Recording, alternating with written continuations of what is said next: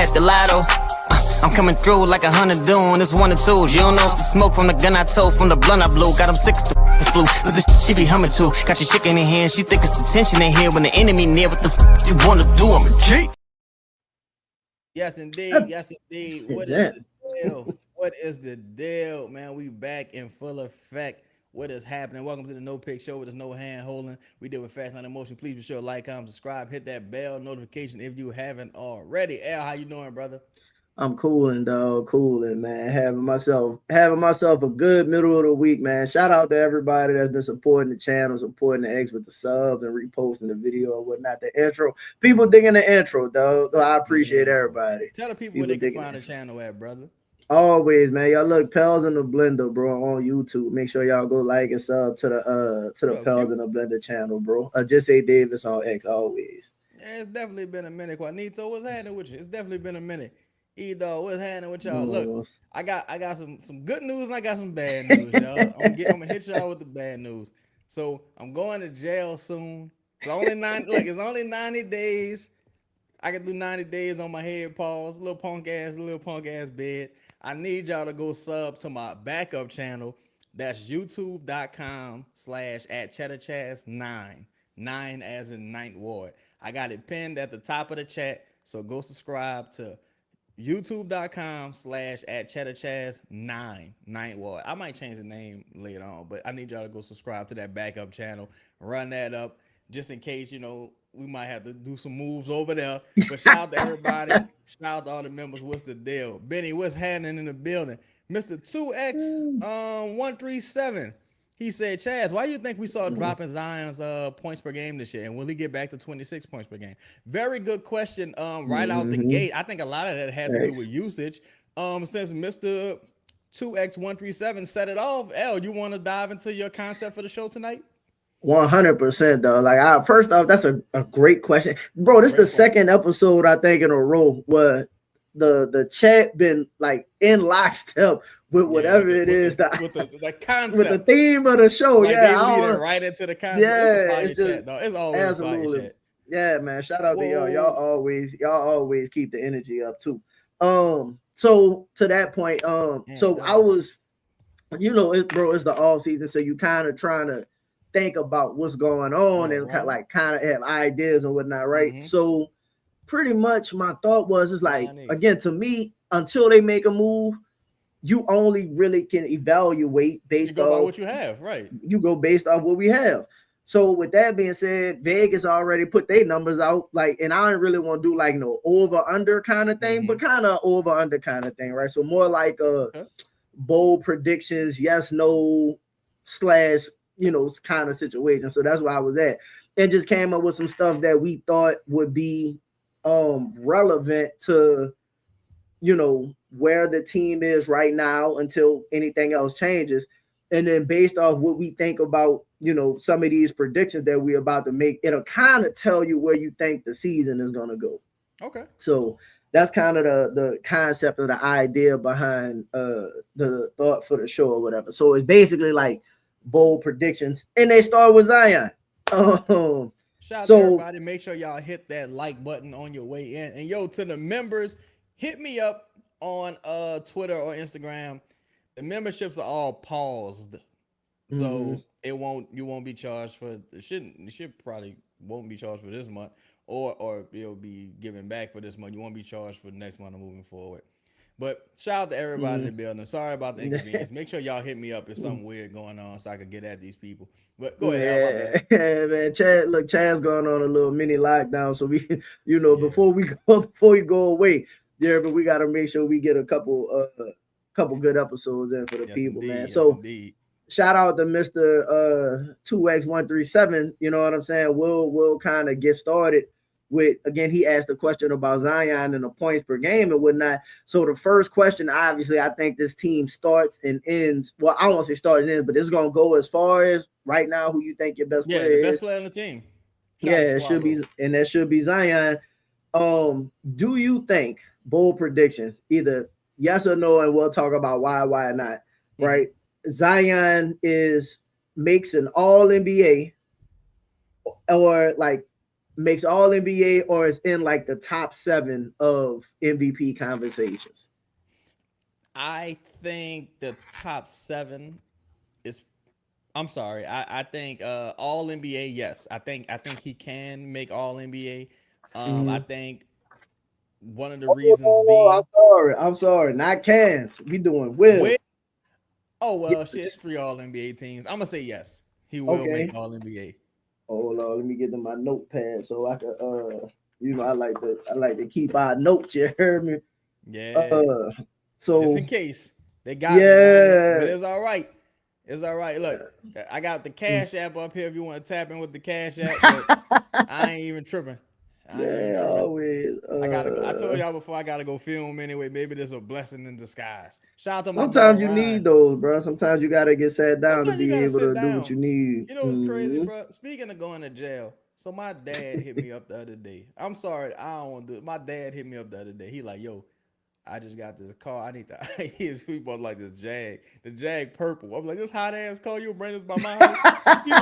He like, yo, I need to park it by your house for a few days. I'm like, what you mean? A few days. You ain't just Few days. you ain't just catch a hot one in this car, did you? He's like, what you doing? He's like, nah, nothing like that, nothing like that.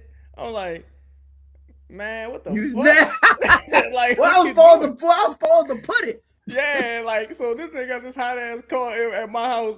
Somebody come shoot my shit up. It's gonna be a problem. But go ahead, my bad. Hot Boy, you ass car, good. this nigga tripping. He said, man, I got a purple Jag. It was like, It's a excuse purple me? Jag. And look, I'm not even like a big fan of Jaguars. That make it worse. I'm like, no, what you doing? Like, but No, anyway, you got a garage. You can put that bitch in the my garage is like my gym. So I'm like, I can't even like put the. I'm like, I can drive it in the backyard, but I'm like, something not right about this. He ain't answering my questions. But listen, you can't even go read. You can't go duck that bitch off nowhere else. You can't even be like, man, let me go find a storage for a month or something. The dog Jaguar. Big man, this man tripping. That man about to get you put down, dog. Better watch him. Yeah, I'm ratting on him. Yeah, I'm ratting if I got to. Yeah, for sure. So you say yes. Why do you say yes to Zion? And it again, all NBA could be third team. You know what I'm saying? Like that means more than likely, if you make all NBA, this could be all star, right? Like more than likely. So why do you say yes for first off? Well, I think one of the greatest motivators of all time is money. Zion at this point, he hasn't got extended yet. I don't doubt that he will get extended, but I think that's something that if they wanted to kick the can going into the season, I think both sides wouldn't necessarily be upset with that. Especially if the Pelicans looking at a lower number, Zion like, hey, wait a minute. Now, I said I'd give you a deal, but my volume low. Let me cut it up a little bit. Thank you, bro. I appreciate it. Who that? I'm cutting up a little bit. Yeah, I think Zion would be like, I give you guys a deal, but I would take that much off the top. So I think he's gonna go in and try to hit the ground running, kind of like you saw him hit the ground running last year. To my understanding, his guarantee was very important to him. Yeah, like that was stressed. Like that's why you kind of see him adding people to his team and things of that nature. Out there trying to play sick, you heard me, trying to make sure he like these games count toward games played. So he I think he's absolutely going to be in a running for an all NBA team. A lot of that's going to have to do with the success of the team though. Even with his individual accolades, if the team isn't good, they don't give you the benefit of the doubt for those all NBA teams if you aren't if the team isn't successful. Just to that point real quick, how great do you think he would have to play for them to not like, let's say 35 wins, right? How great would he have to be to make an all NBA team and the team be like a 30-win team, something like that? Like, what kind of numbers do you think it would have to be? He would have to like 33. But I think typically they don't do that. I think typically they would find a way, because to me, Zion still has the league on his side. Right. I think like the league still generally likes Zion at this point. That's true. Not necessarily the mainstream media, but the league still likes him. So I can see a world where he don't get like hold like Therese Maxey got hold. Like they right. Yeah. that 1 year. I think they hit Jaylen Brown with the okie doke 1 year as well. So it's like I see a world where that doesn't necessarily happen to him. Mm-hmm. I think even if he doesn't make it, he'll probably be in a position where if he makes All-Star, he'll be in the conversation for All NBA. What was that in Most Hated? Peace to you, fam. Shout out to y'all, man. Yo, again, I pinned the one of the channels, well, the backup channel at the top of the chat. It should be at the top of the chat. It's gonna be youtube.com/@chatterchaz9. Do me a favor, man. Go subscribe to that channel just in case I gotta go on a run. I'm not saying and not because of the purple jag, not because of the jag. That car ain't got nothing to do with me. That car don't got shit to do with me. Like, what's up, Bree? How you doing, Bree? Shout out to Bree in the building. And again, man, shout out to all the members. I'm sorry about this inconvenience, man. That's the backup channel right there. So I'll try to drop the members' content on that channel just to make sure everyone gets it. So shout out to everybody. That purple jag shit funny, dog. I'm glad you did went here a couple days too. I'm like, what are you? When you come and get this month? No, I told him today. I'm like, yo, when you come and check on this car? He like, tonight. I was like, what time? He was like, it'll be later, like sometime after 8. I'm like, let me get this show out the way early, so when he pull up, I can go make sure he get this shit out of here. I don't even know. I'm like, you a real one, you heard me? You took that bit without much, 2-minute questions. I might have to drop a call for his house one day. You never know. Wash bro. all that blood out for me, bro. Yeah. Like, what? Like, what? Just hold that bit down, blow it up or something, whatever. Listen, man. What are you thinking? Like, I can totally understand. And Tennessee made a good point as well. He was like, boy, Zion make all NBA. It's probably time to trade him, sell high. What do you think Zion, his potential is today? Like today in the NBA, fuck what we've seen. Because, like, do you think he's trending in that direction, heading towards a potential All NBA caliber season? I think so, bro. Like, and again, it's the tough part with Zion is like going for, like, after watching this season where he had moments where he was incredibly dominant, right? It just wasn't over a stretch, like, right? And we've seen him during multiple seasons before be incredibly dominant, but it just not be able to be sustainable. Now, this the thing that's interesting is you got not just Mosley, but you got Sham Guy, and they say you working directly with Sham Guy. You know what I mean? Who's like great at developing. Also, the interesting thing as well is, like, you think the league to a degree, it looked like the league to a degree kind of caught up a little bit with Zion's game, right? Like, there's a lot of strong, athletic front court players right now, definitely. Yeah, and he normally used to be able to rely on his spin move. He'll drive right, spin left, finish, and they sitting there waiting on the spin move. It's coming, so he has to add more stuff to his game, and it sounds like that's what he's doing. If those things are true, based off what you see the videos with the working out and the multiple interviews with Chris Crisp, you know what I mean, saying that he's working on his shooting and all that kind of stuff, and then the shape. I don't think we've ever seen Zion in this kind of shape that he's in physically, right? Yeah. Like, even going back to Duke, I think, and shout out to everybody in the building, man. Make sure I hit that like button. I think even last season he looked like he entered the season in shape, but immediately, like during the preseason, you kind of saw the ebbs and flows. Yes, there was a reason, and y'all would not believe the fucking reason. There was a reason that Zion's weight fluctuated the way it did.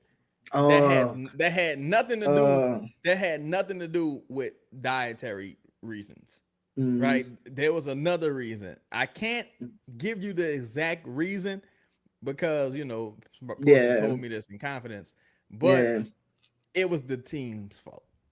It was the team's fault, and it was another one of those misdiagnosis type things. So Yeah. I'll leave you with that. I will say that. It is what I remember. One of the things that's why you were up. seeing them like heavily, like able to put on and lose weight it immediately, like incredibly fast. Yeah. It's So like, yeah. Go ahead. No, go ahead. I'm just saying, like, so that was something that I was just like, you know, is this a nutrition issue maybe with him? And I was like, and the baby weight gain. And look, that was a theory I had as well. When I was on the other show, I was like, y'all don't think that's weird that this dude be gaining this weight and he can lose it in like 3 Bro, he was dropping like 30 pounds and like. Whoa, what up, Louisiana Gal? What up with your Shaqzilla? Shout out to the homies in the building. Like, y'all go back and look at Zion in that cup game versus the Lakers. Then go look at Zion like a week later, about a few days later versus the Timberwolves. It's two different people. Yeah, the Pelicans, you know, they gotta do their thing, bro. They gotta. I'm glad Joe got a lot of these people out the building. Savage, what's the deal, fam? No, also I'm glad Zion took personal responsibility to say F what y'all got going on. And it ain't just Z, it's a bunch of players, you know. Start your question with that. Yeah, a bunch of players, you know, that had to start taking they you know, health to a degree with their own people. Remember when Herb got hurt, he went and got like a second and third opinion. Herb was one of the first. In fact, I was told that some people in the building wanted Herb to take a cortisone shot. That year, when he injured his shoulder, he was like, I think I'm cool. Yeah. Like, nah, this shit is something kind of wrong. You know what I mean? So with that being the case, when you start looking at, you know, Z having Chris, and all of the, again, him between Chris, Mosley, and Sham Guy. Yeah. And then Joe coming in and saying, hey, we gonna let you play. Like, the one thing we not gonna do is hold you out for the little shit they used to hold him out for. Like, he'll miss. That was another thing too that, in my opinion, hurt a lot of the Zion stock. Is, again, if you remember, like, they would talk about, hey, Zion's gonna miss 2 months, 3 weeks, 4 weeks, 6 weeks. Bro, that breaks your rhythm. That breaks you. You know what I mean? Like, it's hard to get back into basketball flow like that.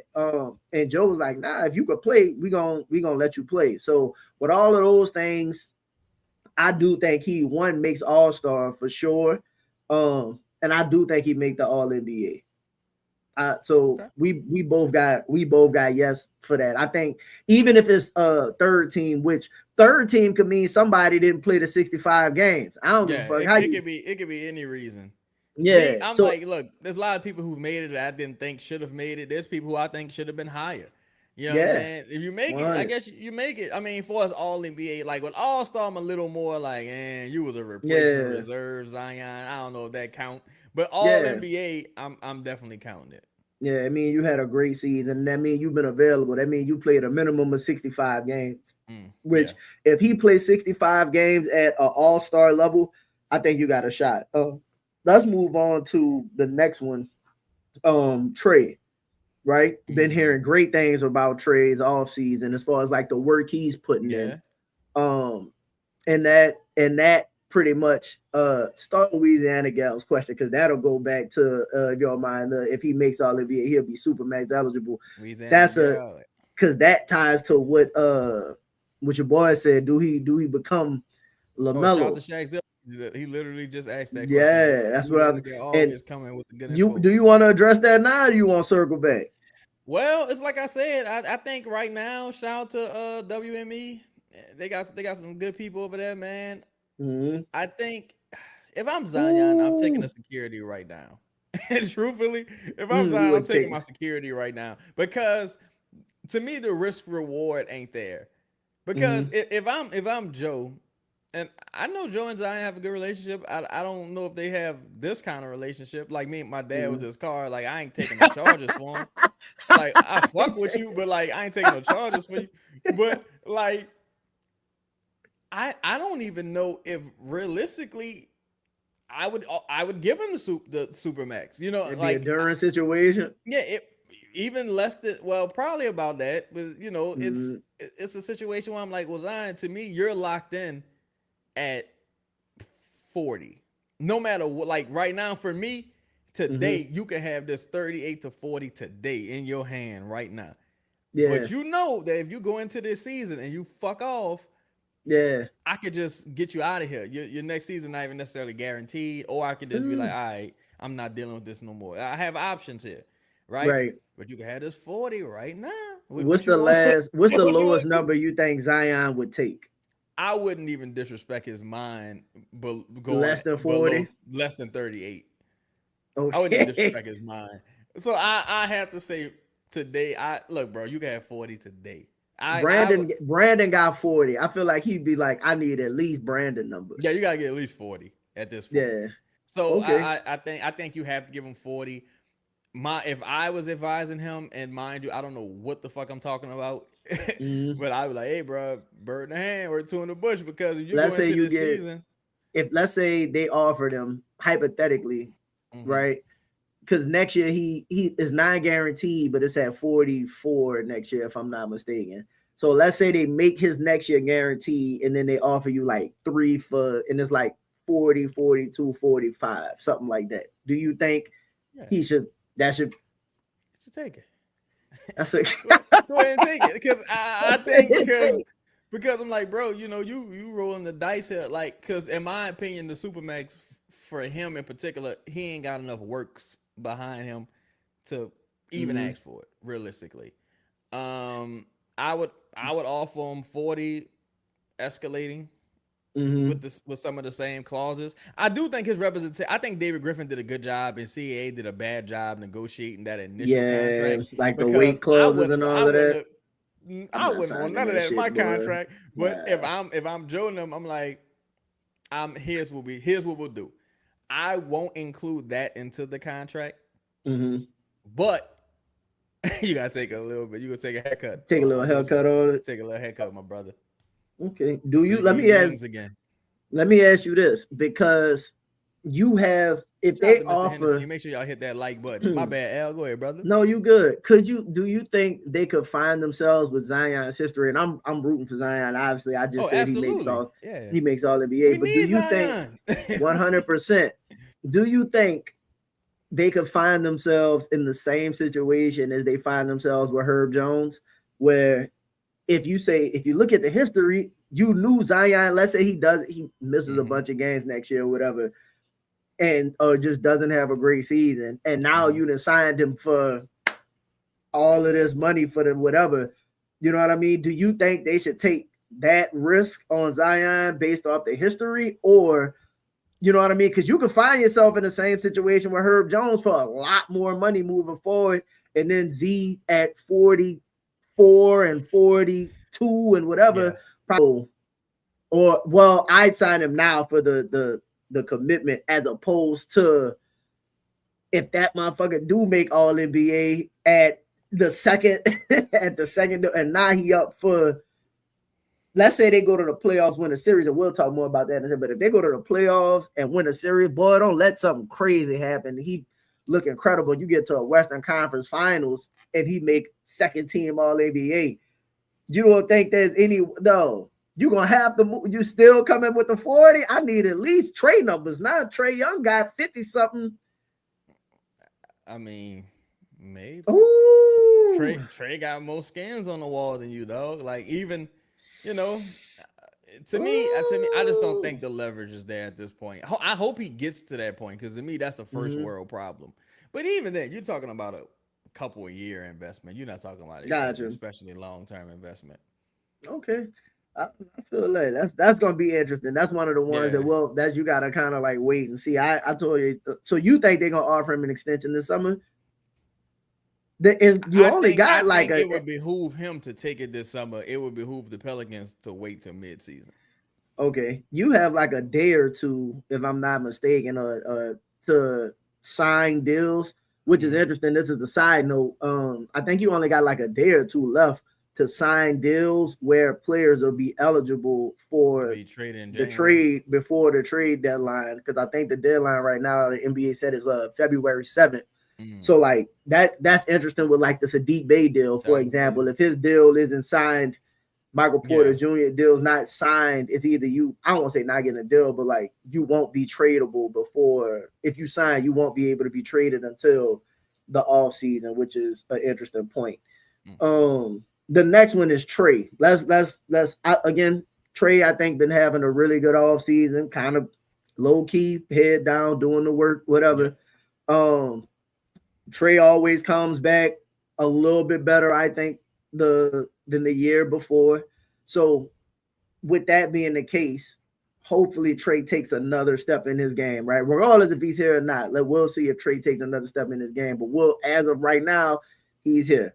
Do you think Trey becomes an all-star? Trey makes the all-star team. Trey makes the all-star team. I'm gonna say no. Okay. I'm gonna say no, but my answer is no. But I have my caveat is, I think he got a chance in the West. Like if the team is playing really well, to Ron's point, if they're top 6 and he's averaging like, he got to get to like 24, 25. Got to get to about 24, 25. CJ averaged 20 every year and he wasn't all-star. So if you're Trey, you got to get 20 to like ain't enough. Yeah, 20 ain't enough. You got to get to like 24, 25. And even then, I think you're talking about like reserve. Now, Trey is doing his part from a media standpoint. I mean, I don't think any player has been talked about more this offseason than Trey Murphy, which is certainly something.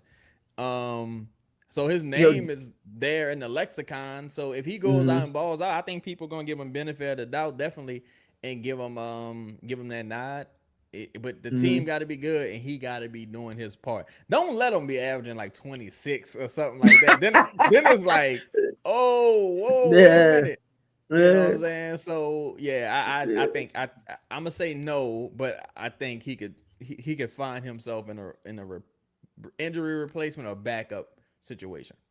Okay. For now, I'm gonna say, I think I'm gonna have to say no for right now, based off of like where we're projected to stand, right? Like projected standards and whatnot. And I unless, this is my caveat though. This is my caveat.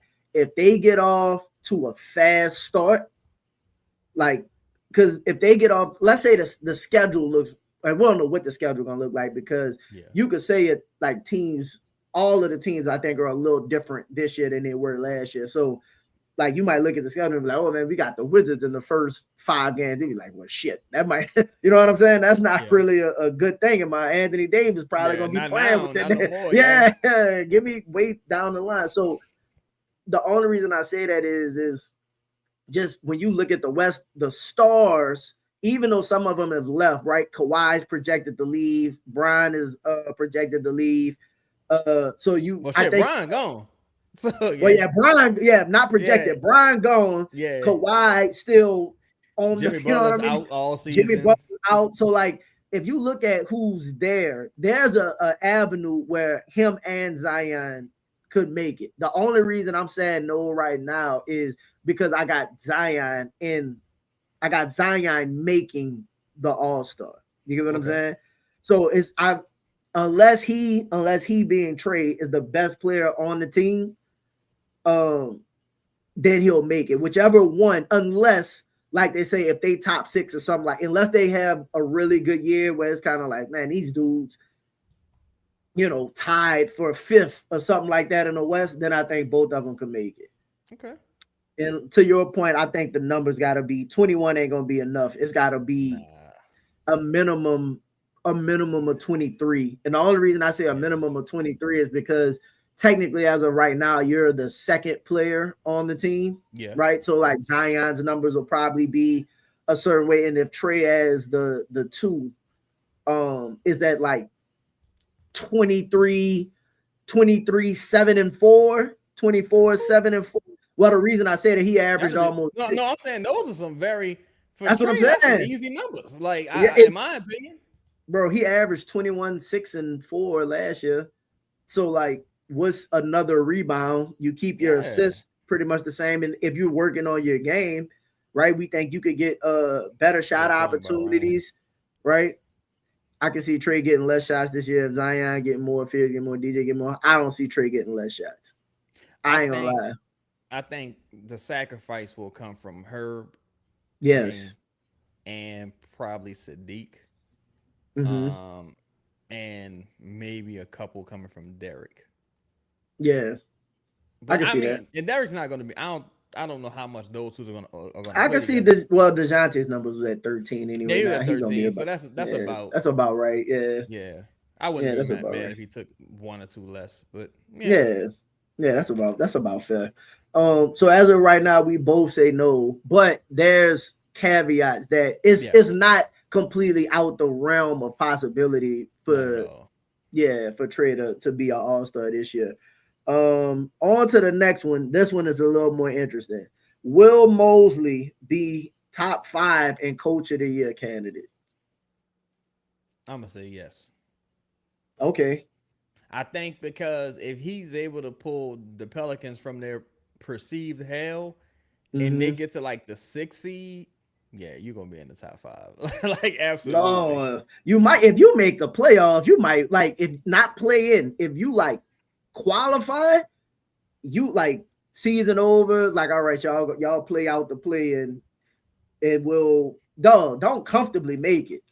Like I think if he makes the 6th seed, he gonna be a finalist.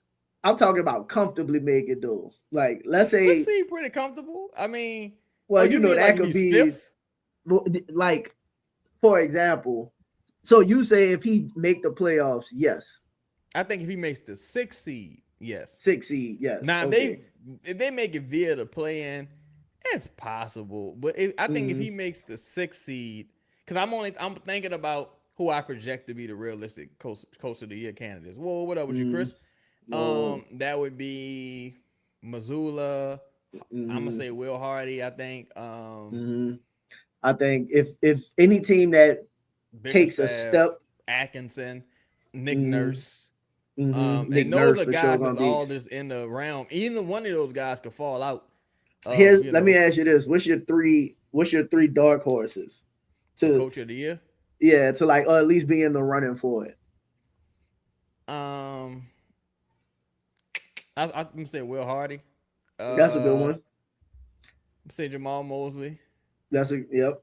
I got one more. I got your boy from the Wizards. I can see him. as well. Probably JJ Redick. Oh, that's a good. Yeah, I can see that too.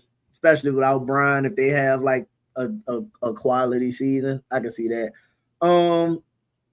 I think that's a good bro. That's a great point, bro. Last season was hard. We was doing these lives, bro, and that's why I really appreciate this chat, bro.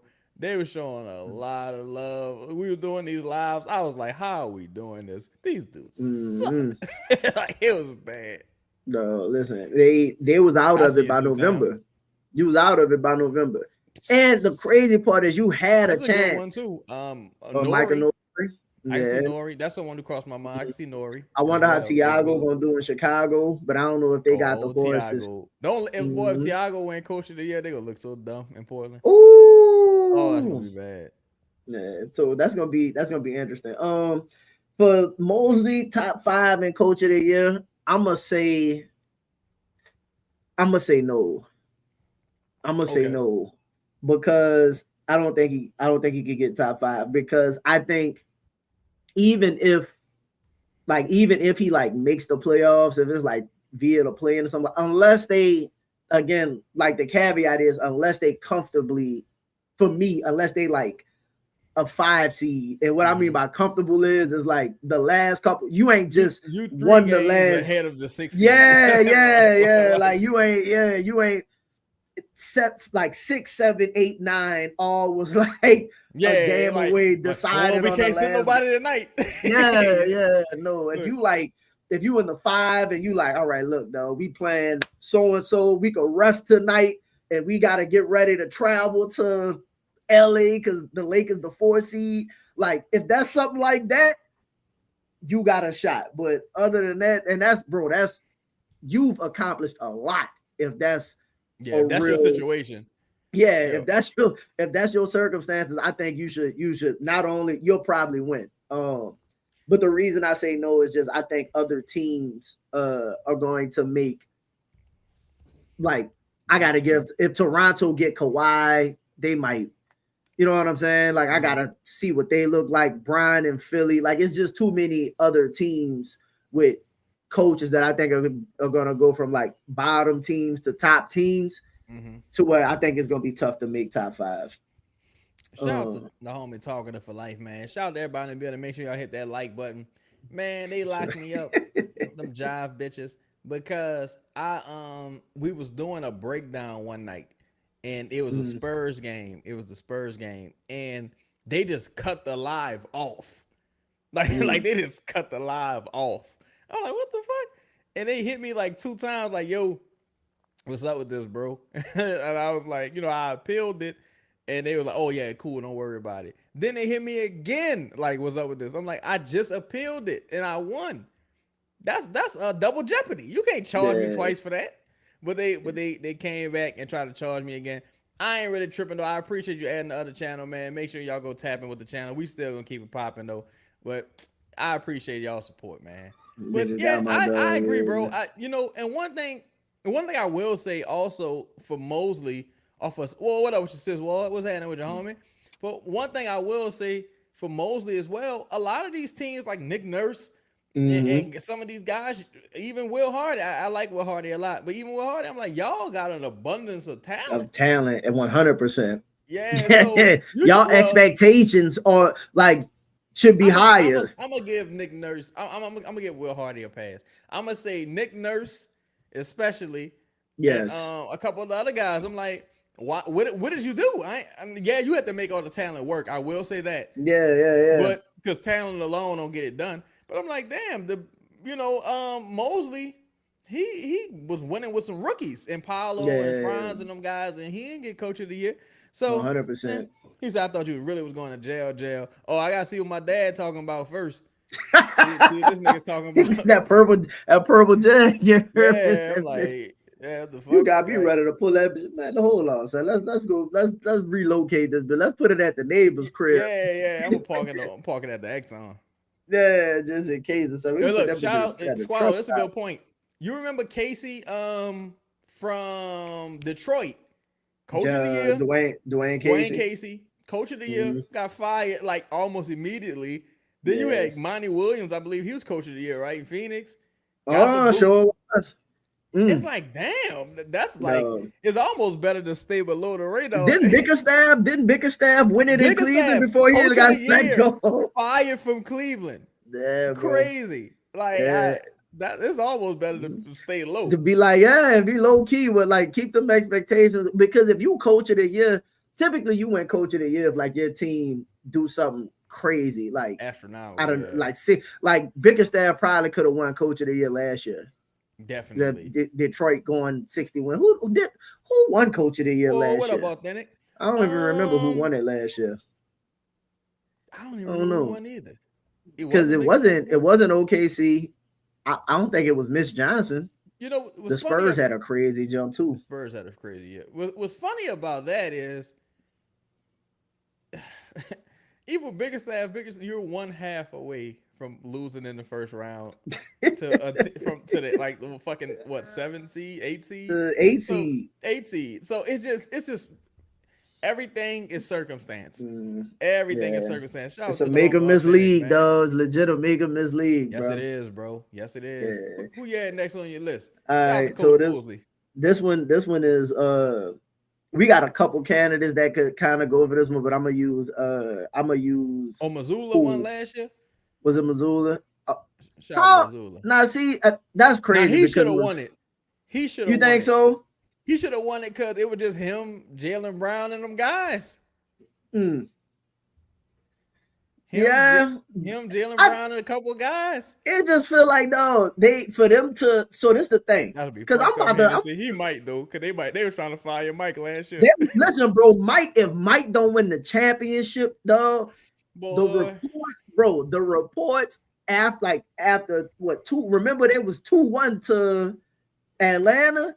Boy, they was about to get Mike Brown ass up out of there. Bro, they treat Mike Brown like James Evans. Mike. They treat Mike Brown like James Evans. Like Mike get done dirty, bro. I'm Sacramento these kids. What the fuck? Bro, the Lakers did him bad after 4 games, got him up out of there. And even man, shout out to the home Louisiana girl. We definitely appreciate you, Louisiana girl. He said, I can't believe people have the nerve to call y'all fake fans. Beginning of August and still giving full live streams of a dumpster fire of a team who has yet to make a move.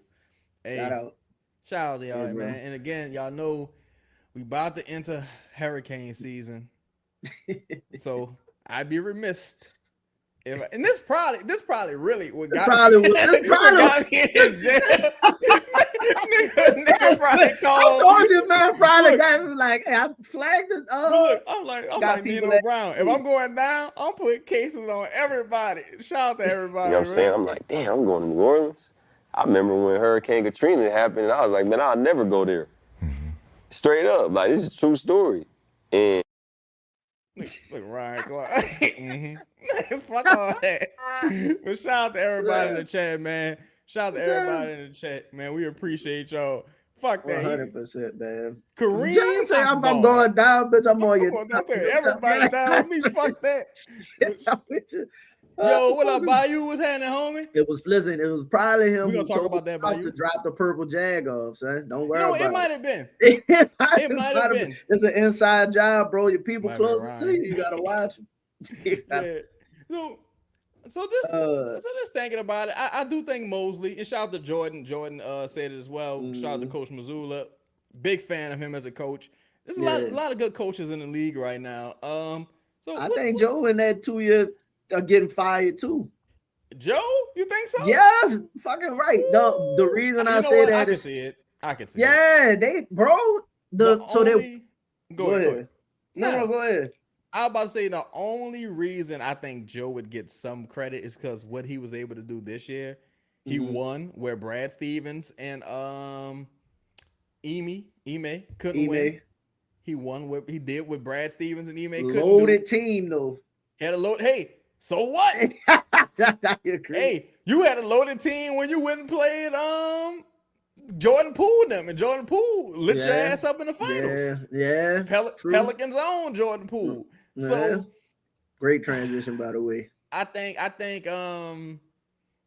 Joe gonna be all right because it seems like they're heading for the Tatum era now with Joe's coaching style, with that abundance of 3-point shooting. If that really does change, and they looking to pivot away from that, I can absolutely see them. Like, I Joe. Yeah, because they talking about wanting to get more rim pressure and whatnot. They loudly like that on this staff. I ain't gonna lie, boy. But I would love. Listen, I hope they fire him, and then you could just get somebody off the staff. Him, fucking Cassell, get one of them off the staff. I don't know if Mosley. I hope Mosley's secure enough to be able to handle Joe Mazzulla on the staff, but I do it. And he just like, I'm done. I want Joe Mazzulla as the next GM of the Pelicans. If he get fired, he like, I'm done. Joe Mazzulla, come be the next. Yeah. Because I like how his mind works. He's very sinister. Well, you seen Joe boxing? No, you good. Joe Mazzulla was out there boxing, throwing hands and whatnot. That motherfucker's a psychopath. It's man, crazy practicing MMA takedowns and whatnot. Yeah. So the next one, great transition from you. You brought up New Orleans' own Jordan Poole. Can JP? I don't want to say when. Can he be a 6th man of the year finalist? Yes. Can he be a finalist? Yes. Okay. I'm gonna say yes. Reason why? Jordan Poole traditionally does better his second year on a new team. We have the Wizards as evidence. It's with a new coaching staff. And Mosley is a guy who's seen Jordan Poole 4 times a year. I'm sure he knows how to maximize what he does well if he's going to be on the roster.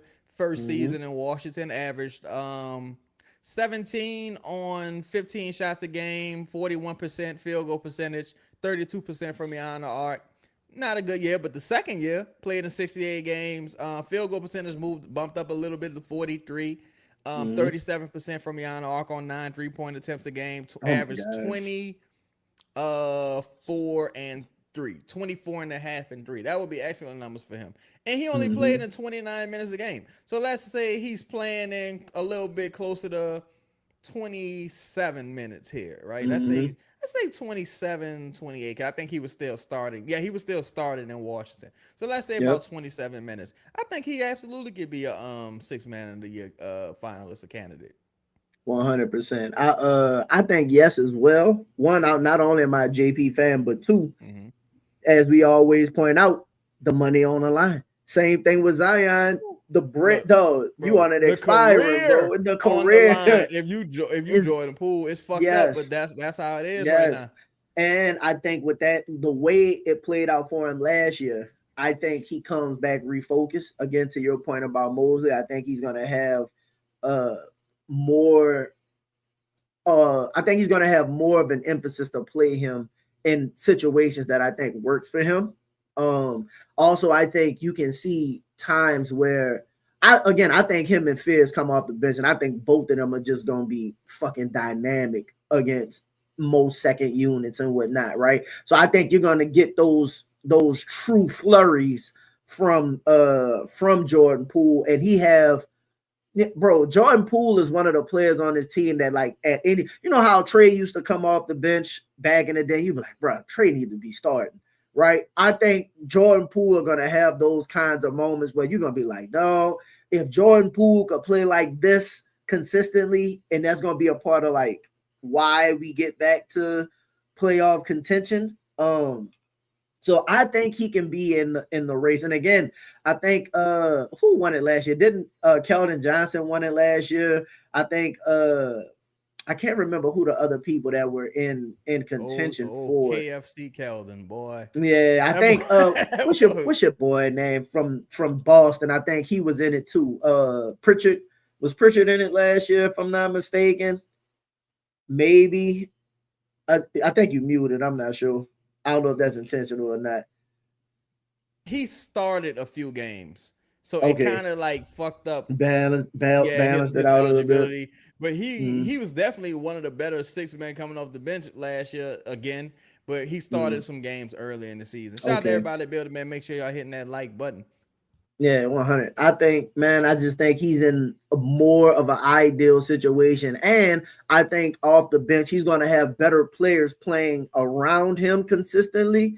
So it's going to make the job easier than what it is they were asking him to do in the inconsistent role that he was in. So I absolutely could see him finding the comfort zone and getting into that six man of the year conversation. And it's not saying he's gonna win it, but I think he'll be, in the conversation. And I got buku Jordan Poole shirts I done made. Man, Jordan, we need you to. I don't know if you heard, but they demonetized my channel. Jordan, if you out there, have a heart, playboy. Like come ball out. We got these shirts. Come ball out, my. I got these shirts. Though, man. They demonetized my channel. They trying to hate on a nigga, boy. It's all good though, man. Cause look. Shout out to Bayou Sniper 2750, man. I'm running for y'all. Look, while we running the 2750 ad, make sure y'all hit that like button. Go subscribe to the new channel. I put the link in the chat. It's youtube.com/chatterchaz9. And make sure y'all tap in and subscribe to Pels in the Blender also. We're gonna play 2750. Make sure y'all hit the like button while the ad is running.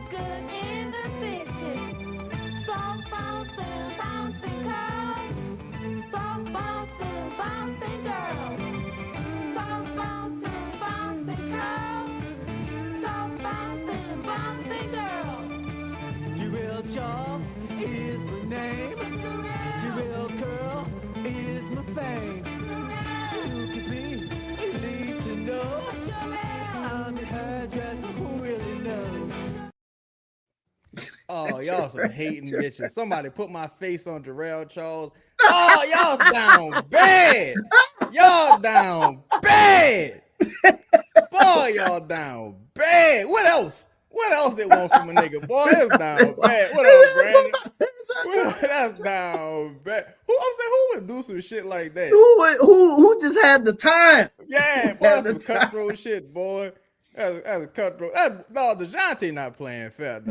DeJounte not playing fair. This how it is. They got you suspended. Yeah. Popped off the purple jag, but you got the Jarrell Coke look. I'm gonna say this though. Don't nothing be the double cross but the triple cross. It's all nine's on. Nine's on. Fuck that. Nine's wall. But I'm already calling it, dog. Listen, when you in the midst of a great show, sometimes you don't really know it. I feel like right now, like shout out to the chat, man. Make sure y'all hit the like button, bro.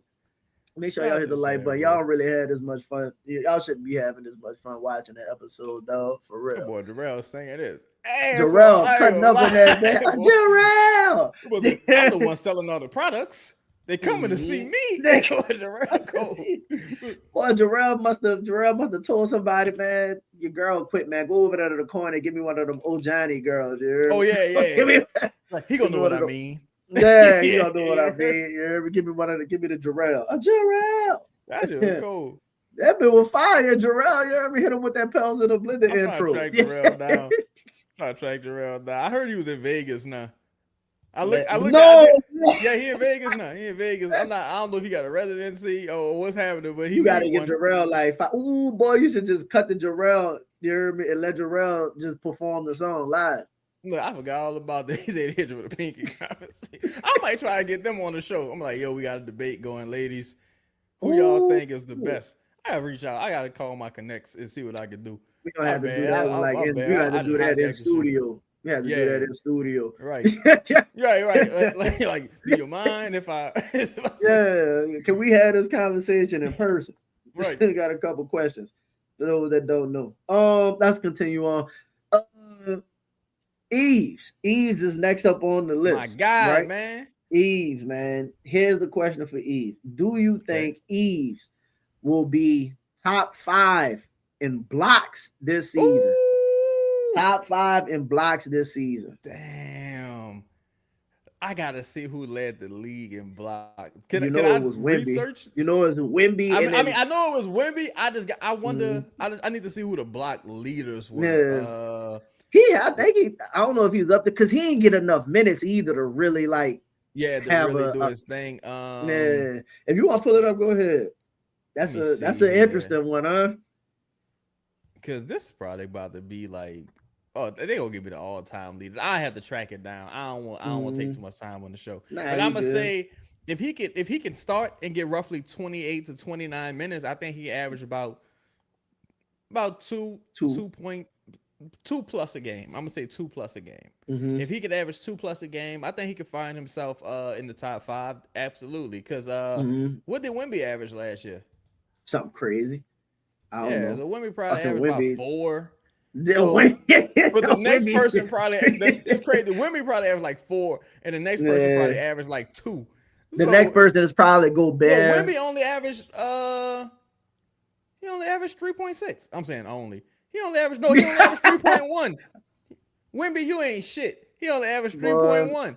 Man, Eve got that, man. Eve got that. I think Eve can get close to 2 a game. And say top 10 for sure. Now I absolutely agree with that. You think top 10? Let's split the difference. Let's split the difference and go 7. Top 7. I'm saying definitely. That definitely top 7. I'm saying definitely. Okay. Well, what else, Scope? I'm saying definitely. Probably say Eve reminded me of Marcus Camby. I didn't really get to see a lot of Marcus Camby. I got to go back and watch his game. I remember that was the Anthony Davis comp coming out of Kentucky. Yeah. A lot of people say Marcus Camby. Young Marcus Camby was a dog. I'm gonna say yes. And I know you use like Wemby them as the comp and whatnot. I think we'll see Eves be used, and I don't know for sure, but I think with Mosley being there, and I think what they see for Eves, I think you could see Eves more like in a Jonathan Isaac kind of role. I don't know if he has. You mentioned that before, yes. Yeah, I don't know if he moves as well as Jonathan Isaac per se, but I think he has the instincts to be able to defend the rim and contest everything, like to the point where it's like.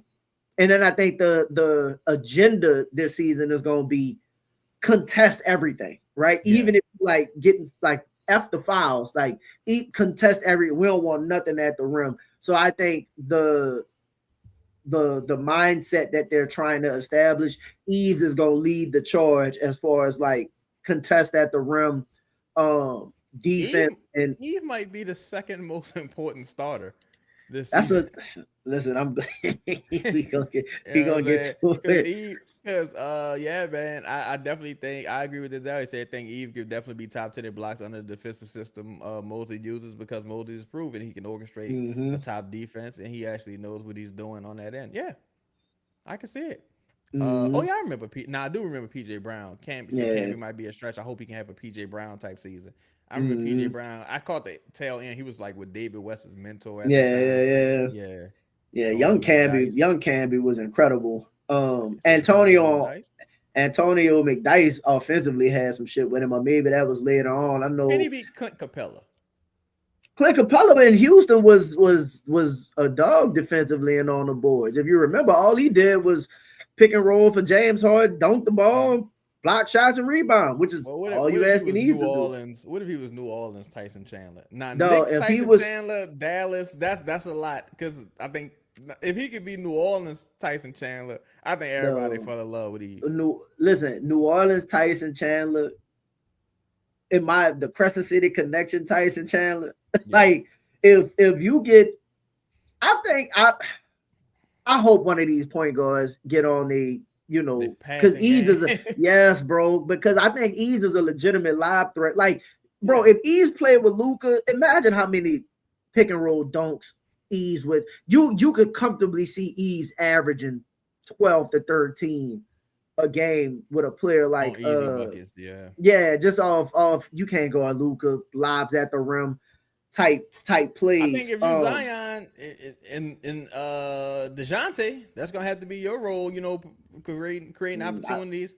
Guys setting hard screens, allowing Eve to crash baseline. One thing I like about Eve plays through the whistle on the defensive end, and I think sometimes he gets some goaltends, but it's the same thing with Wemby. If they don't call it, it don't count. I mean, fuck it. But you gotta do all of that. We don't care if they. I don't care if they goaltends.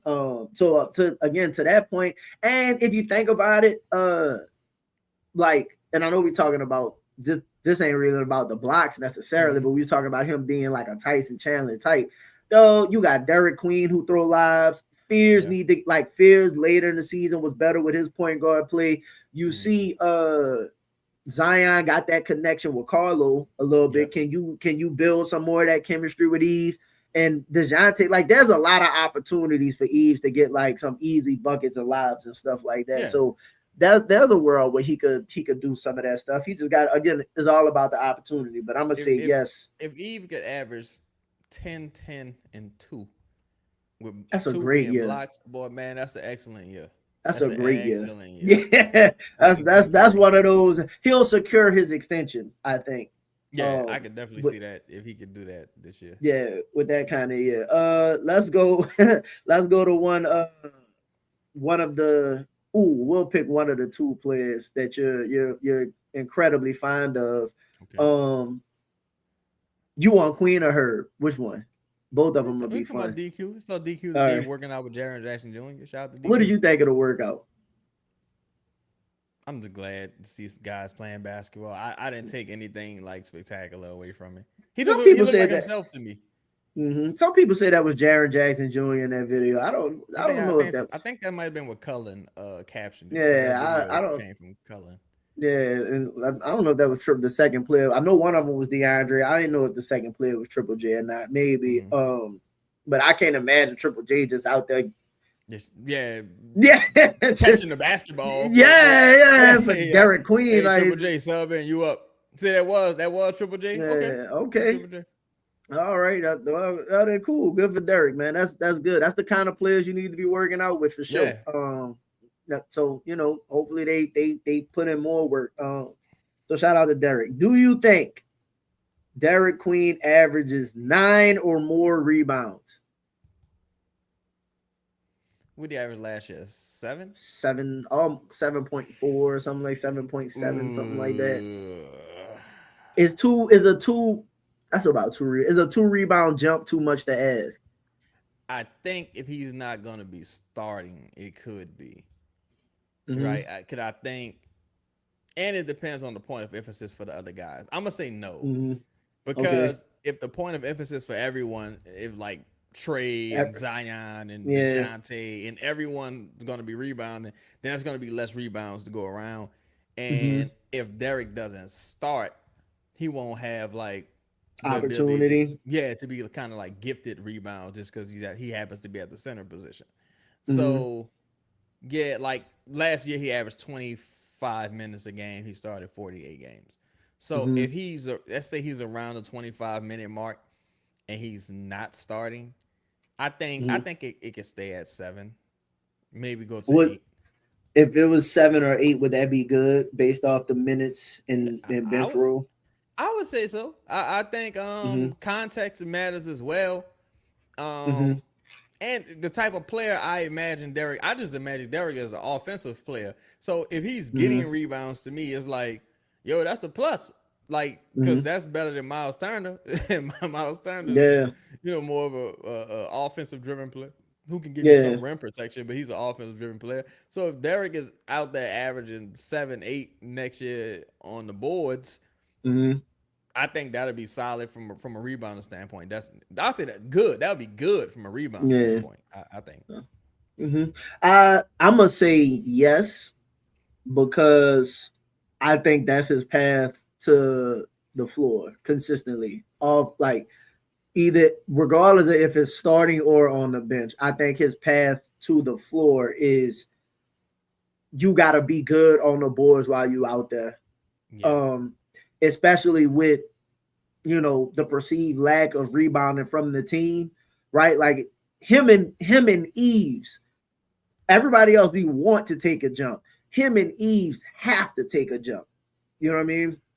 So like, I think he gets to 9. I don't know if we're talking, like, I don't think it's going to be like much more than that. So, but if it's like high 8, 9 point something, I think he could get the 9. And any role that he's in, like defensively, he's gonna be around the rim. Like even you know what I mean? Well, they could drag him out in the switch because we switch everything. Hopefully, we kind of abandon. Well, we ain't switching this. I think to your point though, I think if he's on the perimeter, he's gonna be in drop. Like So like I just think he's gonna be in rebounding position a lot, and I think and then if you remember what he said in his exit interview, if I'm not mistaken, is that Joe Dumars told him, is like, dog, there's no way you could be on the floor and not average 9 to 10 rebounds a game. So I think like the challenge more than anything that they set for him is we need you to go rebound the ball, like more than all of the other shit is cool, but like go rebound the ball. And I think that's going to be the emphasis for him. So I'm going to say yes, and we'll see. Let's just double back and go with the next one. Does Herb initially I wanted to say, you know what, does Herb make an all defensive team? Herb making all defense, it could be second team. Initially, I wanted to say defensive player of the year, but I'm gonna say hell no with that. Yes, and that's why I was like, and not just because of him. I think this team gonna be middle of the road defensively. I think now if Eve just come out, he's awesome, and Herb is awesome too. I think you can find yourself in a position where you like top 15, top 12 potentially defensively. But I think they're gonna be closer to like that 15, 16, 17 role, but just mainly because of rebounding. And I think since that's the case, I don't know if he'd be rewarded with an all defensive team. His stocks would have to go through the roof. Like rebounding, also like defensive rebound have to go up. It would have to be. It would have to go through the roof for us the steals and the blocks. I think. Like I'm talking it might have to be like 2 steals a game. I agree. I'm gonna say no as well. Even if he gets back to a little bit more of what he had been, that's a great point. Never seen a player Herb age turn around after 2.5 bad seasons. So again, I understand. So I'm gonna say no, even though I do think he's yeah, I do think he's better. I do think he'll be better on defense than he was last year. But my point is, I think it has to be through through turnovers, like steals, more contests. I think having hopefully a full season of Herb and DeJounte together, right? And Eve starting as well. I know a lot of people talk about the offense, but defensively, that should be a really quality trio. Paper, they should at least be solid. Yeah, like from with Eve being able to defend the rim, DeJounte creates some turnovers as well. He can get in passing lanes and whatnot. And Herb, he certainly commits a lot of turn. Oh, you mean for us like defensively, like like he causes a lot of turnovers. Oh, my bad. Yeah, he causes a lot of turnovers. Yeah. Definitely gets deflections. Yeah, he gets deflections and stuff. So like if you have a more aggressive style defense, I think Herb should benefit from that. So I'm gonna still say no. I don't think he makes one of the all defensive teams, but I think he is better defensively. I think we'll have a better season from Herb overall because I think less is more with him. Yeah, I think that's a great point. Yeah, I think less is more. We don't know how much conditioning played a role into some of these things. 100%. And he finished the season relatively healthy, so we'll see what it looks like when the games start. The next one I got is Fears, right? New Orleans' favorite son right now. Everybody loves Jeremiah. Jeremiah Fears seem like, right? Jeremiah Fears is the next guy to get like a key to the city. We be good for giving away keys to the city, boy, early on in people's careers. They don't have no days. It'd be like zero Fears day somewhere. Right. They'll make it up. Here come it. Do you think Fears can he may not win, but do you think he'll be a finalist for most improved? What he averaged this past season? 14. It was like 14, 3 and 3, something like that. I can see it. I can see that.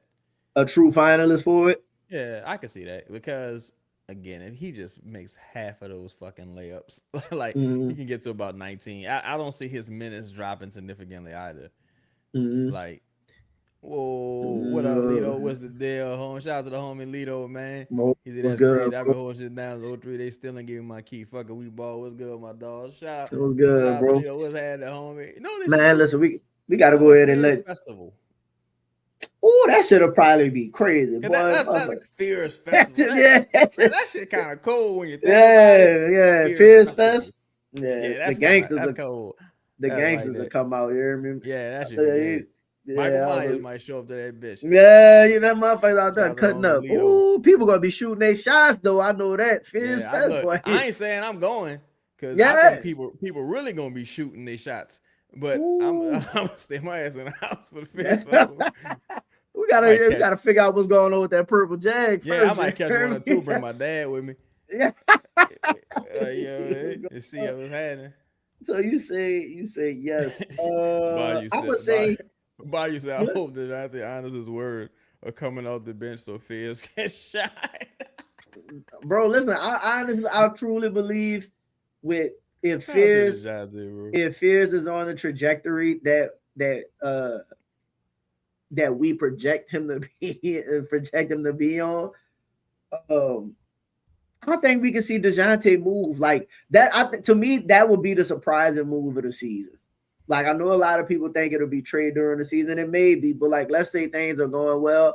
I think DeJounte is going to be the move. Is possibly at least during the season.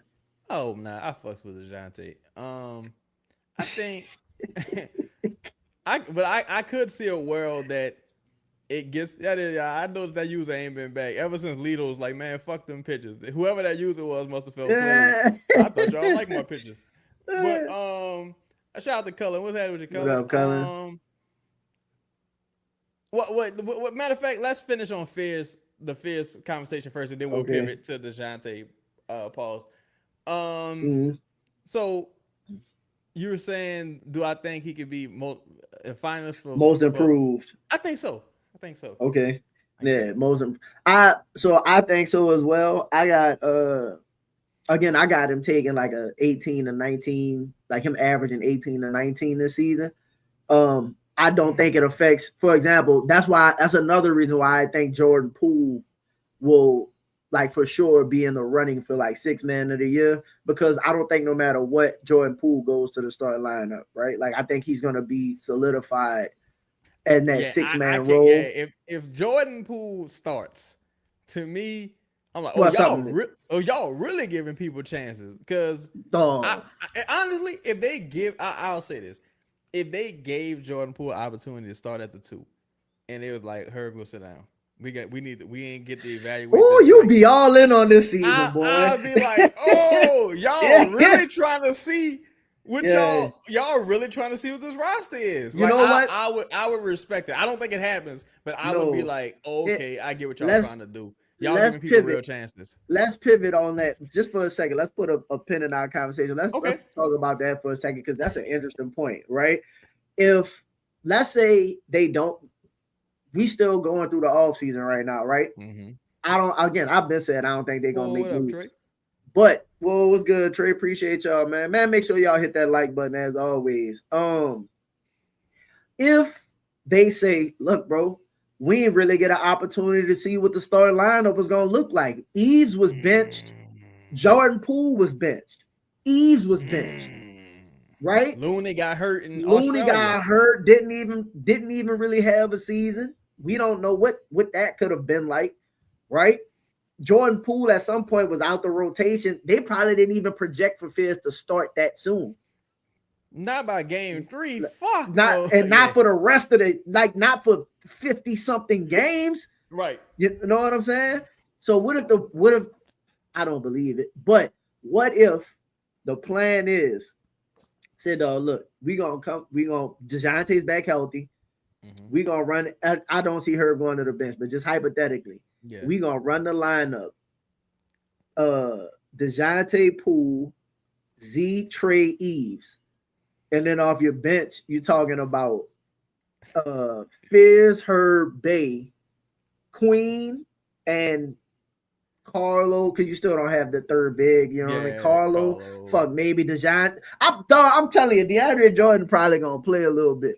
I'm telling what nobody say. I can't see it. It's possible, but that man been working out. He coming in to go give you like 10 minutes. I think one of the reasons I can see it not happening for Jordan is because I can see him being the guy who's the most comfortable, just being like, oh, y'all want me off the bench? Okay, cool. You talking about Poole? Yeah, Poole. I could just see him being like, I'm not starting. I'm just here to hoop this year. Yeah, I'm just here to hoop. Whatever y'all need me to do, bro. Until I get out of here. I can see him being like that. Because last year he was kind of just like, all right. I think last year it like he came and bought in because he was doing a lot of talking, but you don't really hear. Spirit, son. Bro, listen, you don't hear much from Poole. Look at Poole right now. Yeah. Excuse me. You don't hear much from Poole during the off seasons. Yeah. Last off season, bro, they was talking to Jordan Poole a lot. He was excited to be here, excited about the opportunity, ready to compete. If you look at the first couple games, like he was okay. Yeah, he was okay. And then when everything kind of went sideways, it was just like, man, fuck this shit. Yeah. So, but do it to you. Yeah, absolutely, man. Break your confidence to a degree. Just like they break you like I don't like shooters. Break you like I broke Hawkins. Coming here with all that confidence, not defending. I mean, I don't care what they drafted you for. This is what we gonna sit you down, bro. You notice he benched all of the perceived shooters. Trey Early, right? You talking about Willie? Oh, yes. Trey early, Hawkins after a while, Poole after a while. And remember, Trey had the great summer league, right? Mm-hmm. And then Trey might have struggled, but again, Trey ain't getting no burn early. And then Jordan Hawkins at the time was leading the league, and not leading the league, but like one of the top shooting rookies of all time. Yeah. Essentially, he was on like a Knipple kind of pace, and he got sat down. And then Jordan Poole got sat down by 3. by game 3 or 4. Curse the motherfucker out by game 4. Yeah, You're out of there. Yeah, get out of here, man. So, but that's interesting. Who would you give them not a pass, but like if they did do that, be like, yo, we gonna really like take a look at what this roster should look like. And let's say it's Mosley's decision. I would he said he was out here buck breaking people. Look, that's a thought that came to my mind, but I ain't want to say it. He was buck breaking. That's a thought that came to my mind. You the shooter? Well, I'm gonna show you. Like, motherfucker, your name is Toby. But I think I wouldn't be upset with it because I'm like, to me, if Eve is good, yes, you can rationalize a bunch of different decisions in that starting lineup. Far as with that fifth spot being Herb's position, of course. Now, if I'm Sadiq Bey, I might feel a little played. If I'm really Sadiq Bey, because Herb is like, well, Herb, I had just as bad a season as you last year. You shouldn't feel no type of way. Right? Yeah. So if it's like Poole versus Herb in that scenario, but if they came out saying, look, we want to see what we have here. We want to have more shooting at the 2. My question would be like, okay, so your defensive pillars are going to be, I'm guessing, DeJounte and Eve. Like, that's going to have to be your 2 defensive, like, pillars. And Zion going to have to buy in. If Zion is solid all year defensively, and Eve is good, DeJounte is solid, then you can justify Trey being like okay defensively and Poole just trying hard. But, because I don't think Sadiq Bey is bad defensively, but I wouldn't say he's good at all. I think he's like average defender. Yeah, average defender. So, but they all that unit's offense would have to be fucking exemplary. Like that unit's offense, I'm talking about you got to see. That's the best opportunity you have. I think that's one of the best opportunities you have of being the most balanced. Oh, my only worry with that unit is that where's the great sacrifice gonna come from? Like, we know Eve don't take a lot of shots. It's gotta be Sadiq. No, I'm talking about if Poole was starting. Oh, if Poole was starting. What you mean by sacrifice? Because like, Poole is all ball straight catch and shoots. I feel like I need one more lower usage guy. Cause I'm counting on Trey and Zion combining for like 40 shots. So I need one more guy who's not going to take 20. How many shots? Because I think if Poole let's say he started in that situation, I think he could still play similar minutes, but you could still play him more with the bench as well. Yeah, you know what I mean? Like, even if he started, you could play him more with the second unit. I think Poole would average about 15 shots. That's about what he averaged for his career. Yeah, he averages 13. Last year was an anomaly. The past 3 seasons prior, it was 15. So I'm going to say 14. He probably has about 14 shots. I don't know if he could do that and start with this team. Unless you think he would need to shoot more or less? He probably had to shoot a little less. So that's why I think whoever that third person is at the quote unquote 2 or 3, it got to be a lower usage person. That's why you keep saying Bryce. That's why I keep saying Bryce. Like, because to me the solution isn't Sadiq. Yeah, Sadiq would probably be my second choice after Bryce, but to me, my preference would be Bryce in that scenario. I got you.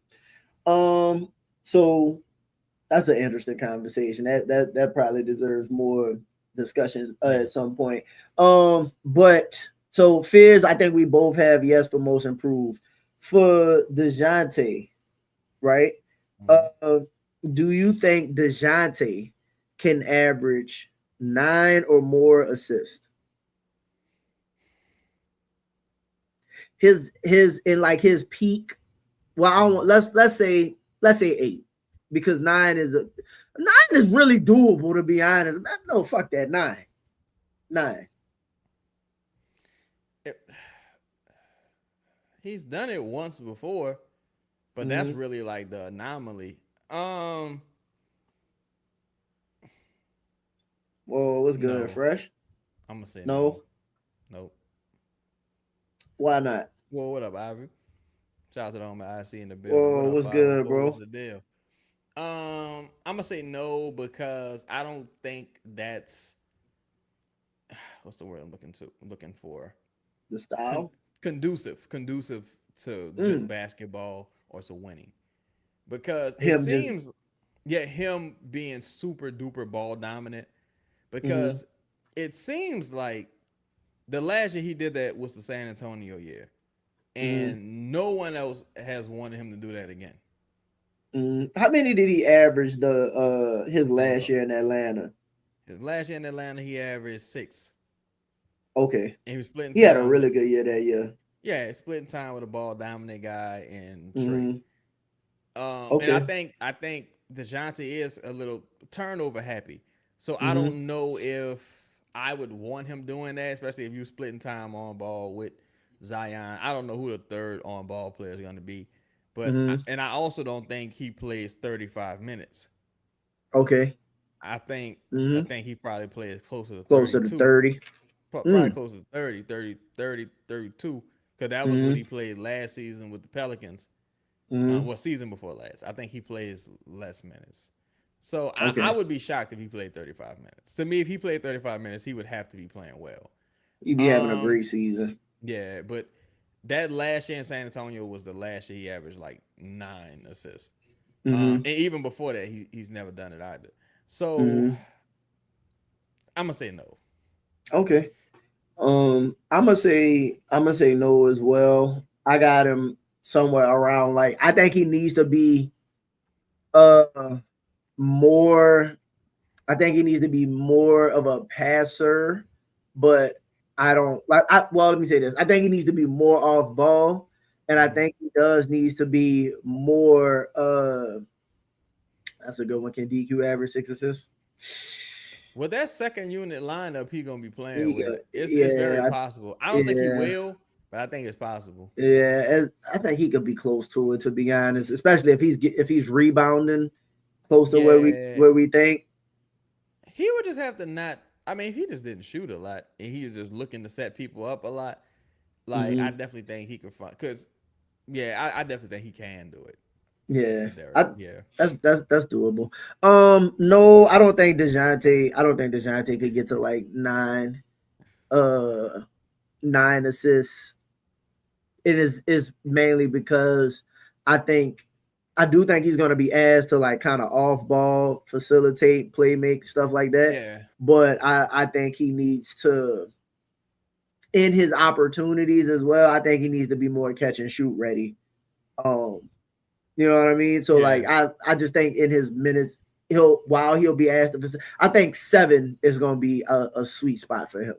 If yeah. he could get to somewhere around 7, it'll be nice. Yeah, I think if Zion's volume increases and they well, what up with your RJ? What's the deal, homie? Oh, I'm seeing a lot of the OGs in here. I ain't seen a couple of y'all in a minute. What's happening with your RJ? I think Yeah, I think 7 if they exploit the 2-man game between him and Zion, him and Eve seeming to mm-hmm, have some good chemistry at one point.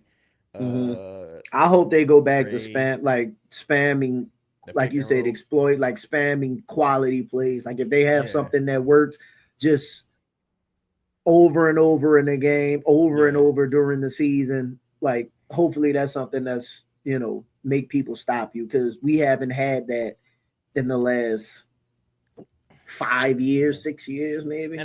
And I think if they I think if Sadiq Bey starts, it's probably more doable because you to Ryan's point, you'll have another shooter out there.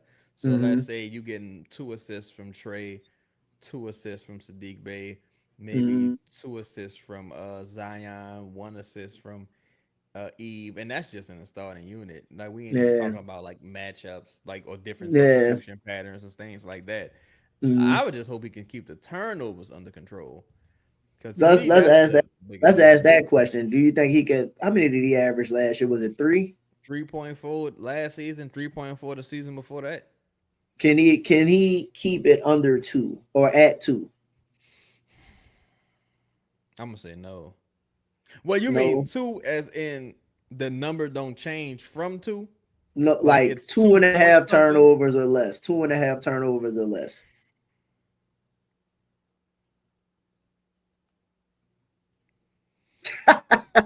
I'm gonna say, fuck. I'm gonna say, I gotta say no, bro. Well, I'm gonna say yeah. I'm gonna say yeah. I'm gonna be generous. The only reason I say that is because since 2021, it's been 2.6, 2.2, 2.6, 3.4, 3.4. So it's like as you've emerged as a full-time starter after one, you turn the ball over more. So Yeah. More minutes on ball, more opportunities to turn it here's over. the thing: you turn the ball over more, but you're getting less assists.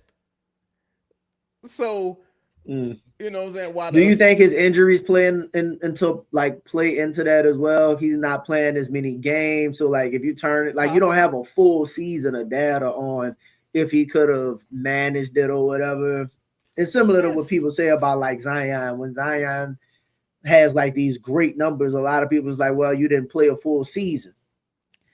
It's certainly possible, but I mean, if I just look at the role he'll be playing here with the Pelicans, he'll be more in the role like he was with Trae Young, I imagine.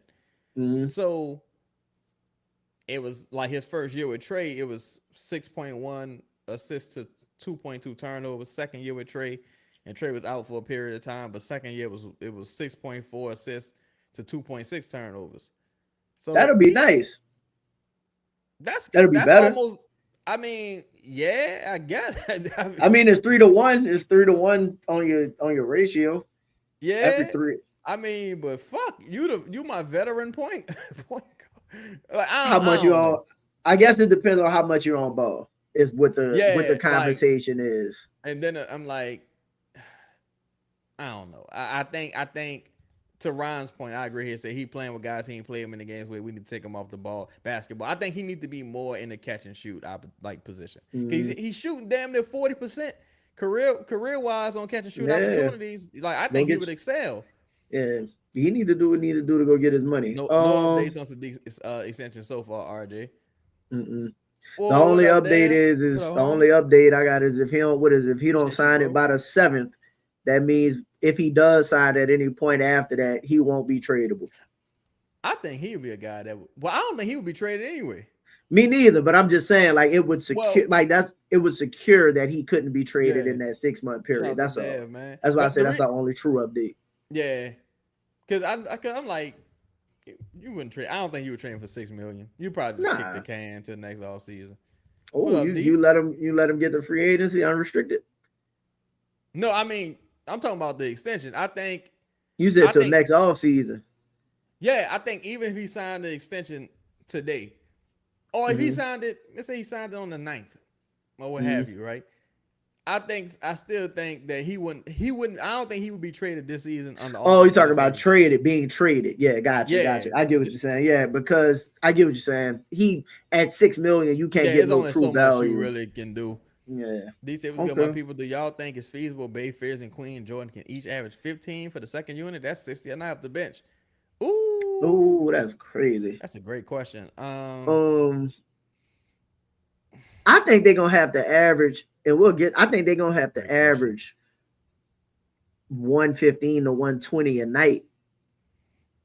I think for the way the team is built, you're gonna have to be close to 120. So you need another 60. So let's say I'm gonna say no. Yeah, that's a lot. I'm gonna say it. So that's again, this one of them things was like out of these 4, someone gonna have to take the sacrifice. Somebody gotta take the hit. Cause they ain't even counting Bryce McGowan's or Herb. So man, that's a good question, D. Somebody gotta take the hit. And look, that you ain't even brought in nobody yet. Will you bring Caleb Houston? What if you bring in Mathurin? And that's not to mention just like the random average. So I guess it would be consistently, but the only other they would have for that type of shit to happen, they would have to have an incredible offense. Like they would have to be an incredible offensively. Like it had to be like early 2000s. Like Dan Tony. Yeah, we Steve Kerr offense. We getting them up.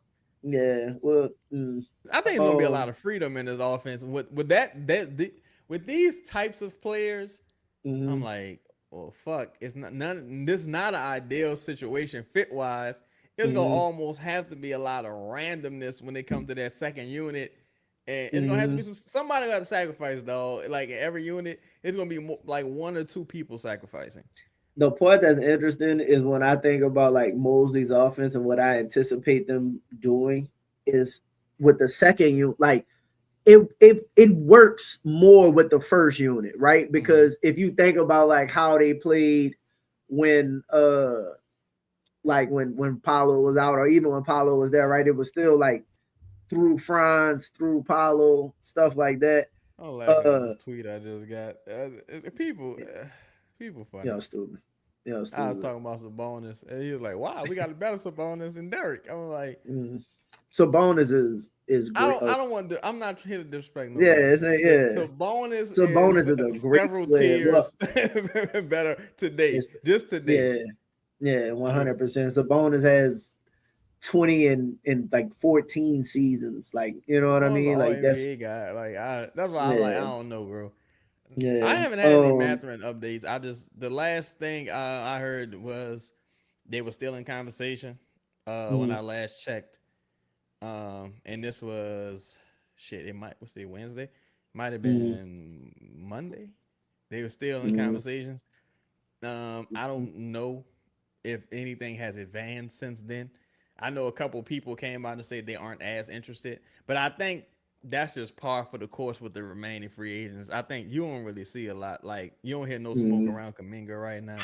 Yep. Nothing positive is coming out about the Watson situation. Nothing positive is coming out about the Duran situation. I think everybody just like there's still a bunch of free agents out there. You don't hear about Nick Richards, period. Yeah. And like he about to be out of the league. Like Cam Thomas about to be out of the league for sure. Some people you don't hear about, period, right now. Yeah. So like, that's an interesting thing as well. Let's go through some of there's an interesting conversation, but let's go through some of the overall team things. Do you think the Pelicans will have two players average 23 or more? Yes. Trey and Z? Yep. Okay. I'm going to say yes as well. Dylan Brooks. Because shout out to the homie Dylan Brooks. Shout out to Brooks, man. Took a little bit of a haircut, I think, if I'm not mistaken. Yeah, that's a little under 25. Brooks. Yeah, a little under 25 a year. That's not bad. That's not bad. Especially for where he is. He's an older guy at this point. Not old, but a little older. Good money for him. Yeah, I think so, because I got Z. Regardless of how the team play, I think Z gonna be somewhere around 25, 26. And I think Trey gotta be at least 23. Like at a minimum 23 on this season for this team. I think the scoring is primarily gonna be them two. And I think it'll be a battle between Fizz and DeJounte for third. And in scoring, I think they'll both kind of be similar to each other. But I could see that. Okay. Both of them two there. The next one to the question we asked earlier. Do the Pelicans have a top 10? Are they top 10 in offense in the league? On paper, yes. I'm gonna just say yes. Okay. There were stretches during the Borrego time where the offense was scoring really well. Regardless of who they played against or whatever, they did pick up the pace. They did score a good bit. And that's even without them shooting the three relatively well. You know what I'm saying? So I think there's an opportunity for them to be. I think this team is going to be based off the offense as well. Like, it's going to go as far as the offense goes, right? So a top 10 offense really is close to like 118 a game, something like that. I think like like people think the difference in numbers are significant, right? Kind of minuscule, yeah. Yeah, but you'll see like the number one team, let's say is like 120 consistently. And then you'll see like 119, 119, 118. You know what I mean? Like all of the numbers are like. Mm-hmm. And if the Pelicans get, and this is why I like the idea of Ben Mathurin, man. You get to the free throw line, get them extra points, you help yourself tremendously in that regard. Yep. Obviously, So Iris said no. Of course, Iris said no. Everybody, all of these next full team things, Iris gonna pretty much say no to. So top 10 in offense, you said yeah. Top 15, would you say? Oh, you said top 10 in offense, right? Yeah. Okay, so I'm gonna say yes also. At minimum, I think you gotta be middle of the pack. 15 for this team to have any chance. Let's flip that question. Do you think they could be top? Can you do top 15 in defense? No. What do you? Okay, no. I'm gonna say, man, I know 15th counts as top 15, but I'm gonna say 16. Let's say 20. Do you think they could be? Oh yeah, they could be top 20. You think they'll be a top 20 defense? I think they can be. Let me take a break real quick. I'll be right back. You good?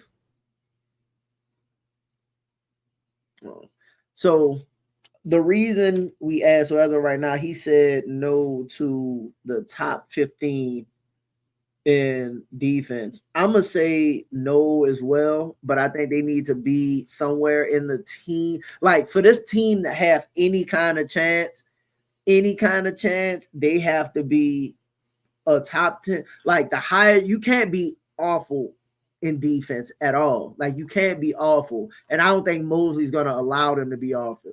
Like Mosley, the last 4 years has had top 10 defenses. So if you split the difference, right, and say they won't be top 10 like he's had in previous seasons, and just give them a little leeway, I'll say you have to be somewhere in like the middle teens at best, I would think. And that's gonna be, I think that's gonna be Mosley's calling card as well. So I'm gonna say I think the best they could possibly do is 15. So I'm gonna say yes, but I think the offense is gonna be where they make their bread and butter. So I think you're gonna probably be anywhere from like 15 is probably 15 to 17 is probably like the lowest I think they'll be. If they can shoot as a team 35% from the field, they can be a top 10 offense. They maybe be top 15 to 20 defense also. We're going to track these predictions, see who's most accurate. Listen, bro, I'm tracking them. Ivory, I'm going to send you the list. And you send it back to me with your predictions, and I'll keep tracking these. That's why I always keep the pencil, dog. I got the track out. So as of right now, if we just going to recap until Chaz get back. And for anybody who joined late, man, make sure y'all hit the like button.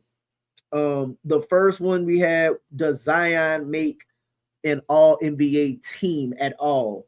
Both of us had yes.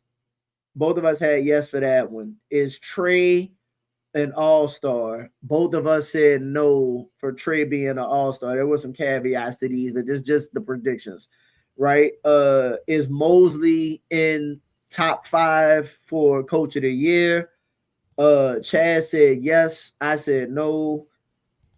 Is Poole in the conversation for 6th man of the year? Both of us said yes.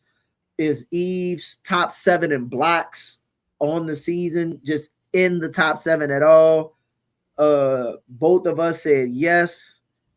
Queen, can Queen average? I think we had it at 9 rebounds or more.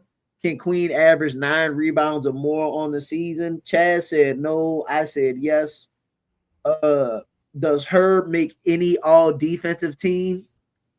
Both of us had no.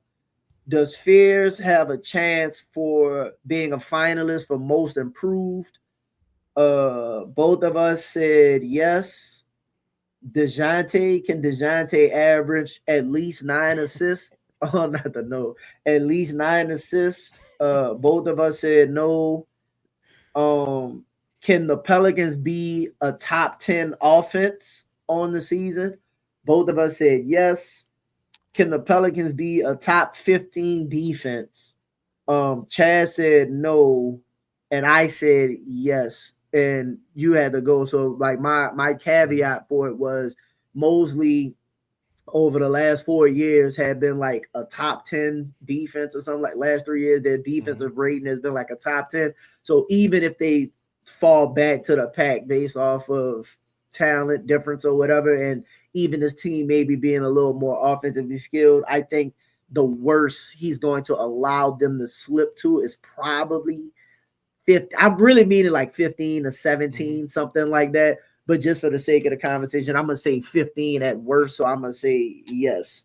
I think, yeah, it's gonna be interesting. I think because he don't have the benefit of all these big rebounding wings and defensive rebounding plays such a part in it. Yes. I would say Suggs is nearly as good as Herb defensively. Not he's not an upper echelon defender like Herb. I don't think, but the defensive rebounding is where I really think they're gonna rob themselves of that top 15 placement. But again, hope I'm wrong. It's gonna be interesting. I'm looking for something real quick, and then I got you with the next. Okay, the next one is do you think they will shoot at least 35 threes a game? Get up 35 threes a game attempts. Last year they averaged 32. And historically they've been low. They get outshot by from the 3-point line terribly. If last year they averaged 32, I think they can get 35. If 35. If Poole plays, they would have averaged more. Like, like just off GP. Yeah, I think so. Because you're gonna have more Bryce, more DeJounte, more Poole. I'm sure maybe Derek shoots a couple more if Zion averages 1 or 2 on the season.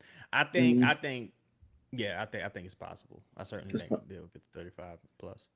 Okay, so I'm gonna put yes for you, and then for me, I'm gonna say it has to be a yes. Like it's almost mandatory for it to be a yes because again, you can't. They just get dominated. Like most of the games, they like Math. I won't say most of the games, but like the mathematics of it, bro, they be getting outscored. Even if you dominate the paint, because they do a lot of their scoring inside, like they get outshot by like 30 points from the 3-point line, bro. And a lot of it just be attempts. You'll watch some, and then the regular season NBA is you gotta get up threes.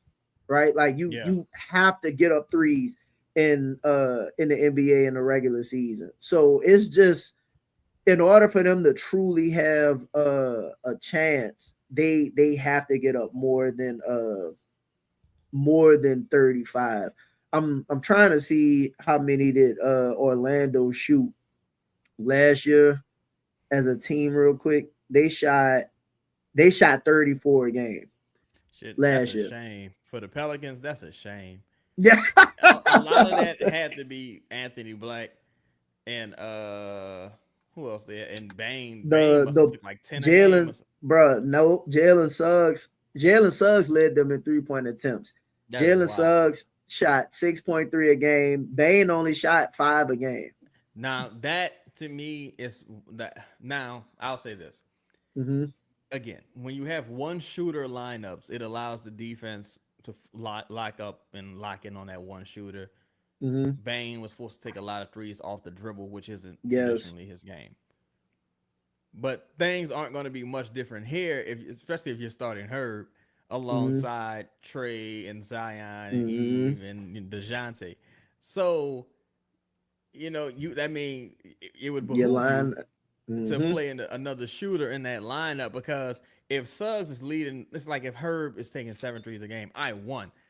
I don't care how the game ends. I did my job there. Yes. I forced your worst shooter to shoot the ball a ton of times.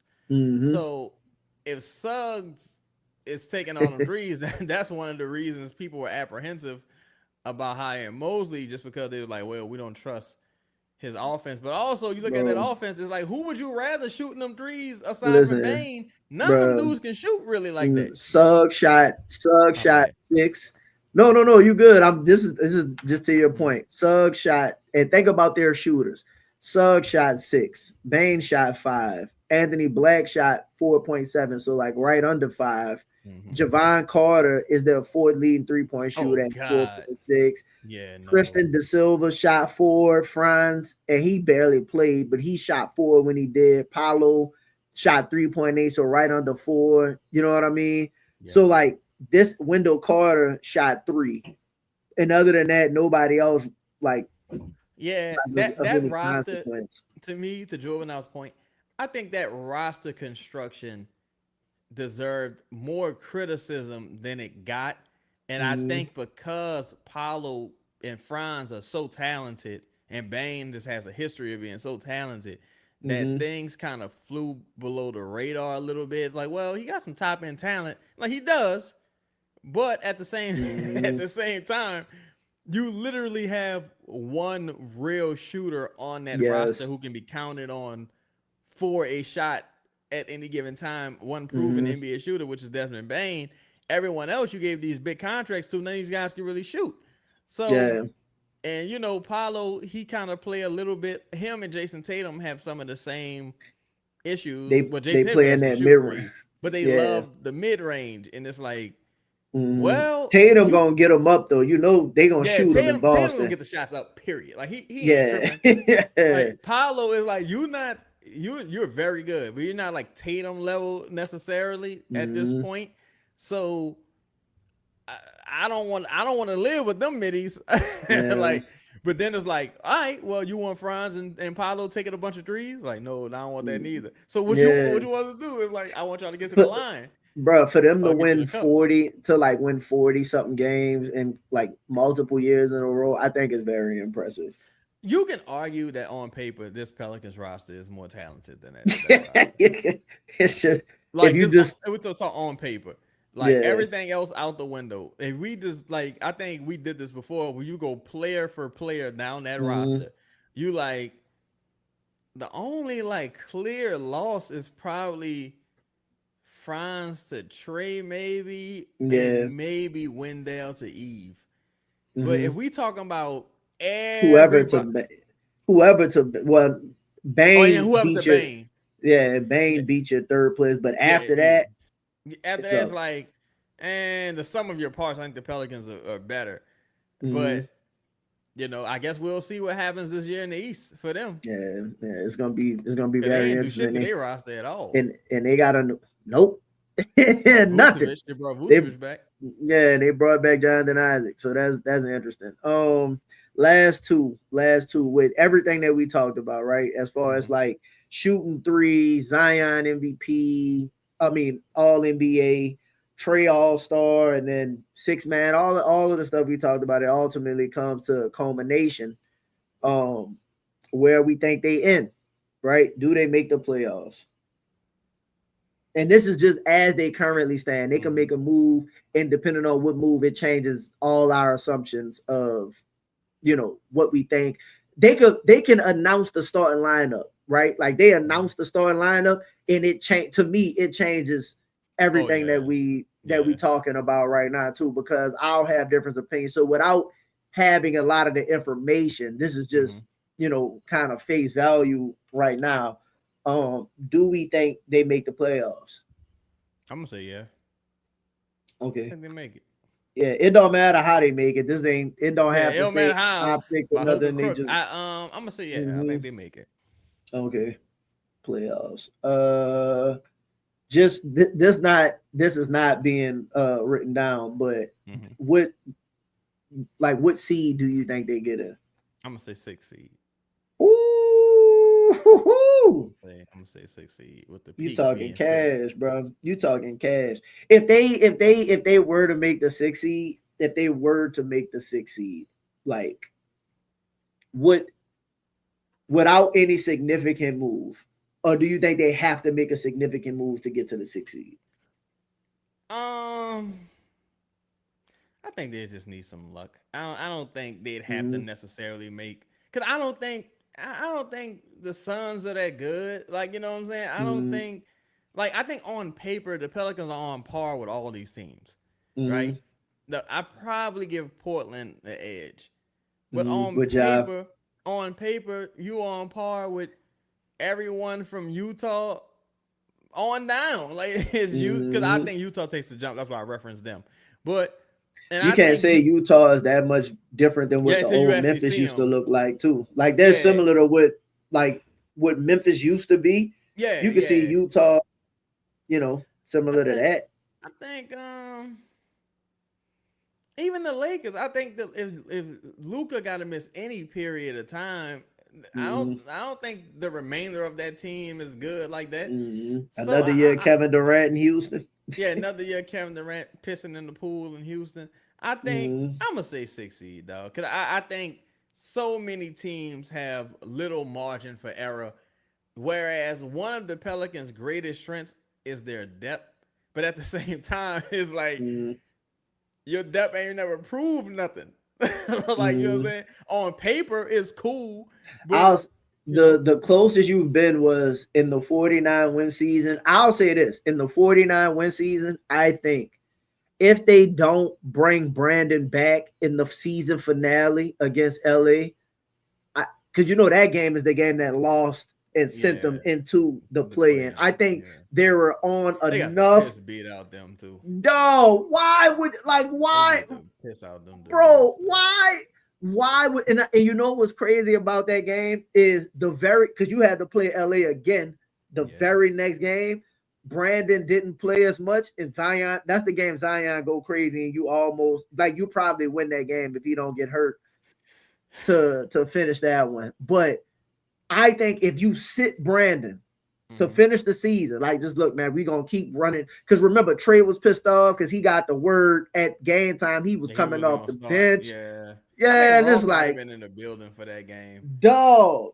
I think Ross boy, for that game, bro. That was, so you get what I'm saying. That was, you had the 6 seed. You were in position for the 6 seed, right? That you win that game, you were the 6 seed. Shout out to everybody in the building. Maybe we got 70. And you would have had 50 wins. That'll be your first 50-win season ever. No, not ever. Since CP now. Chris Paul. And they left money on the table in that season. They had a couple games where they could have. Plenty of games. Man, I ain't gonna lie. That was a crazy. That was probably my least favorite season. That was probably my least favorite season. When I think about it, just because so many things were happening with that particular team that was just oh man. Look, shout out to basketball. He said Ingram ain't been there for 2 years, and that Ingram was there. He ain't been here. Ingram was there last year, bro. When they won the first 20-something game. The 21 win game. Yeah, he was there. Remember Ingram got shot in the ankle and they had to carry him off the court? He was there that game. Now, but we need to talk about basketball, because basketball always in here supporting, showing love. Shout out to basketball.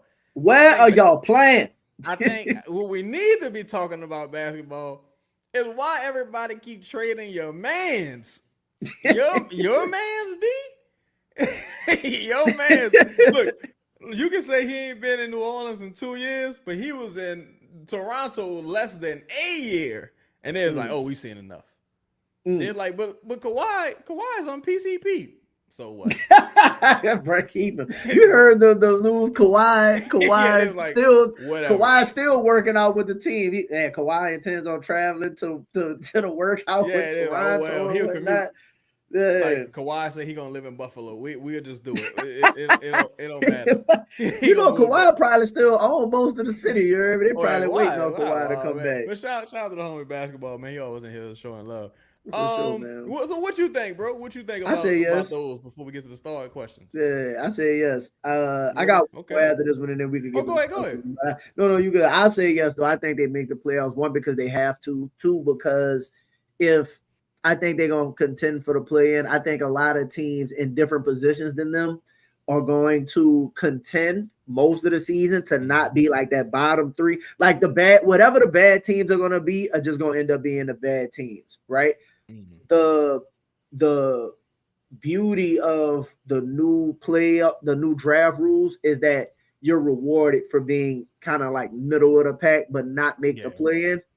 So I think you'll see teams start to kind of like dial it back after they've gotten so many wins and stuff like that, which for us, I think that's why I think if you can stay afloat in the beginning, like if you get off to a good start, you good. But if you can stay afloat, by the time teams start dialing it back a little bit, you'll be able to steal a W or two. Be able to steal games here, there, and not to mention if like a team is rolling in like towards the end of the season, people like, look, man, we're gonna rest this team.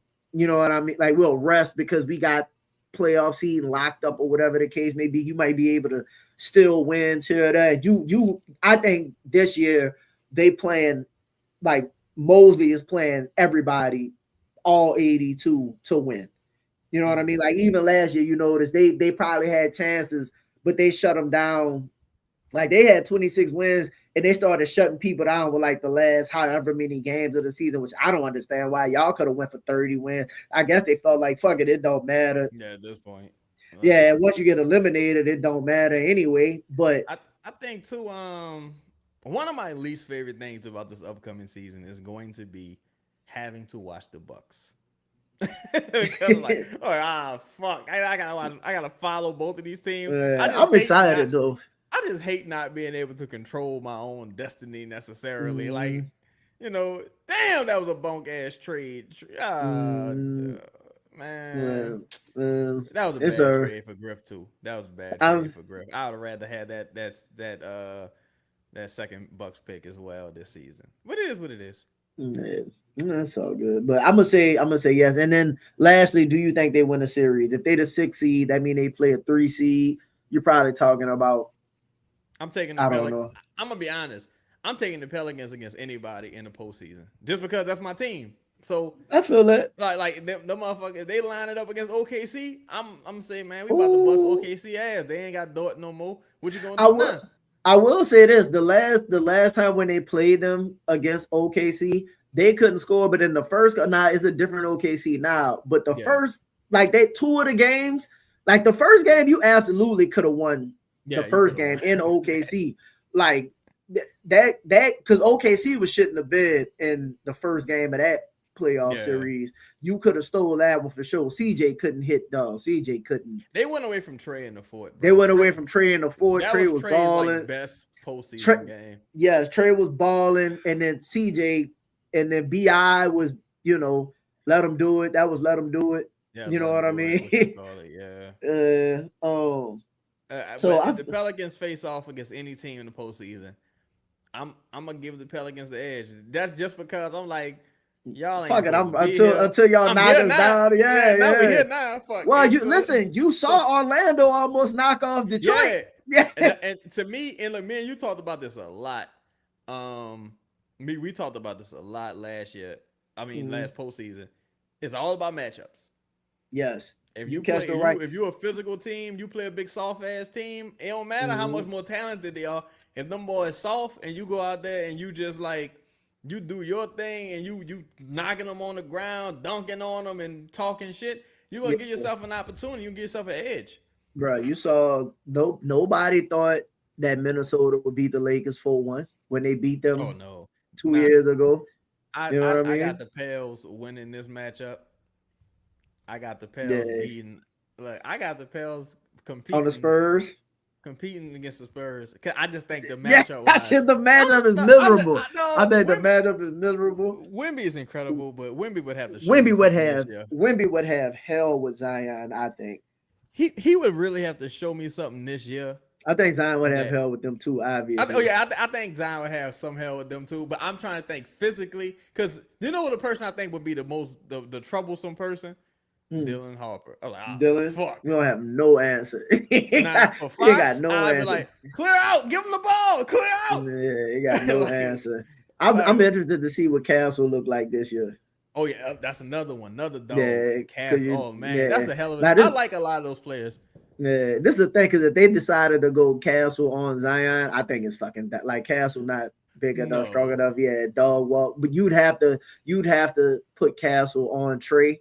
And this is where Trey would have to like. This is when like the reason why I think the Pelicans lose that series is because they not physical enough for the wings. And they don't have enough advantage creators. Like, and Wemby gonna dominate. We don't have would enough. Have to be the second best player in that series. If Fizz was like, man, fuck that. Like Zion and Fizz, which is terrorizing. Somebody was going like, you need Jordan Poole to go crazy. Yeah, you need him every night to just be insane. Like, because 4 nights. Just like the Spurs, all them dudes. Man, the Spurs wasn't playing no fucking Harrison Barnes. You couldn't play Keldon Johnson. Like he was awful. So Champagne really rose to the occasion. Yes. Dillon in the finals, Castle, at least defensively, because offensively, Castle, I don't know what the fuck happened. He had some moments like he had high turnover games, like he was terrible turning it over. But then they had games where he was but then they had some games where he got a couple 30-point playoff games. They just Fox, other than the finals, was okay. Vassell had the team had moments. I would hate to play would be Portland. I think I just don't think we match up well against Portland. Well, you know what? The only reason I say no is because they got the Pelicans killing Ja. Line say, man, as soon as the Pels game got physical, the Pels folded every time. Yeah, that's supposed to be the thing this year. That's supposed to be. And my thing is, look, if you ain't bring nobody in fit to physically counter that, then you must be counting on the mentality shift.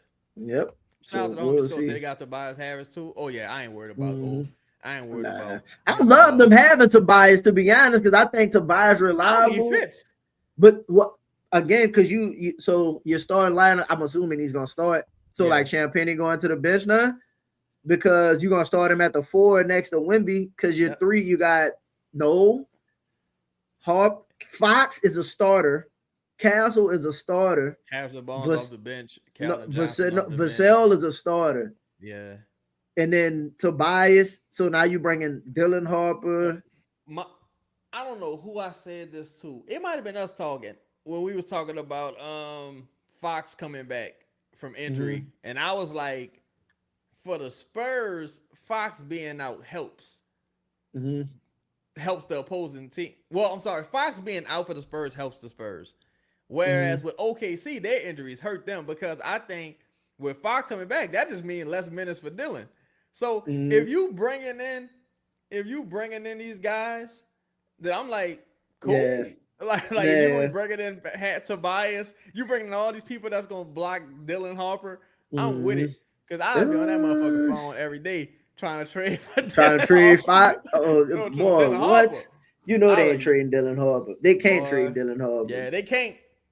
But I'm calling. I'm 100% calling. Dylan, bro, listen, trading for Dylan Harper, like, what would you offer for Dylan Harper? Queen and maybe 2 firsts. Would you offer Trey? Nah. Okay. But well, Dylan Harper, the former number 2 overall pick in the draft. But see, you got to get something else back with salary. Yeah, I would need something else back, just because But for me, it would be Queen and a couple firsts. Okay, I'd offer that.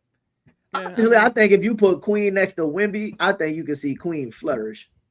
Yeah, I think they should try it. Yeah, send us fucking Dylan Harper.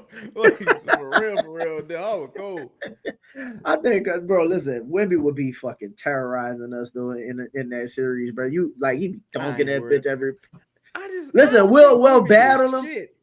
Boy, you better go look at Wemby numbers against us before he got in foul trouble. I meant in the postseason. I just think because Wemby, he had some really great moments, bro. He did, but he ain't had no great games. He just had some cool moments. He had great games. His game 1 against OKC was unbelievable. Well, yeah, but I think to me he probably had.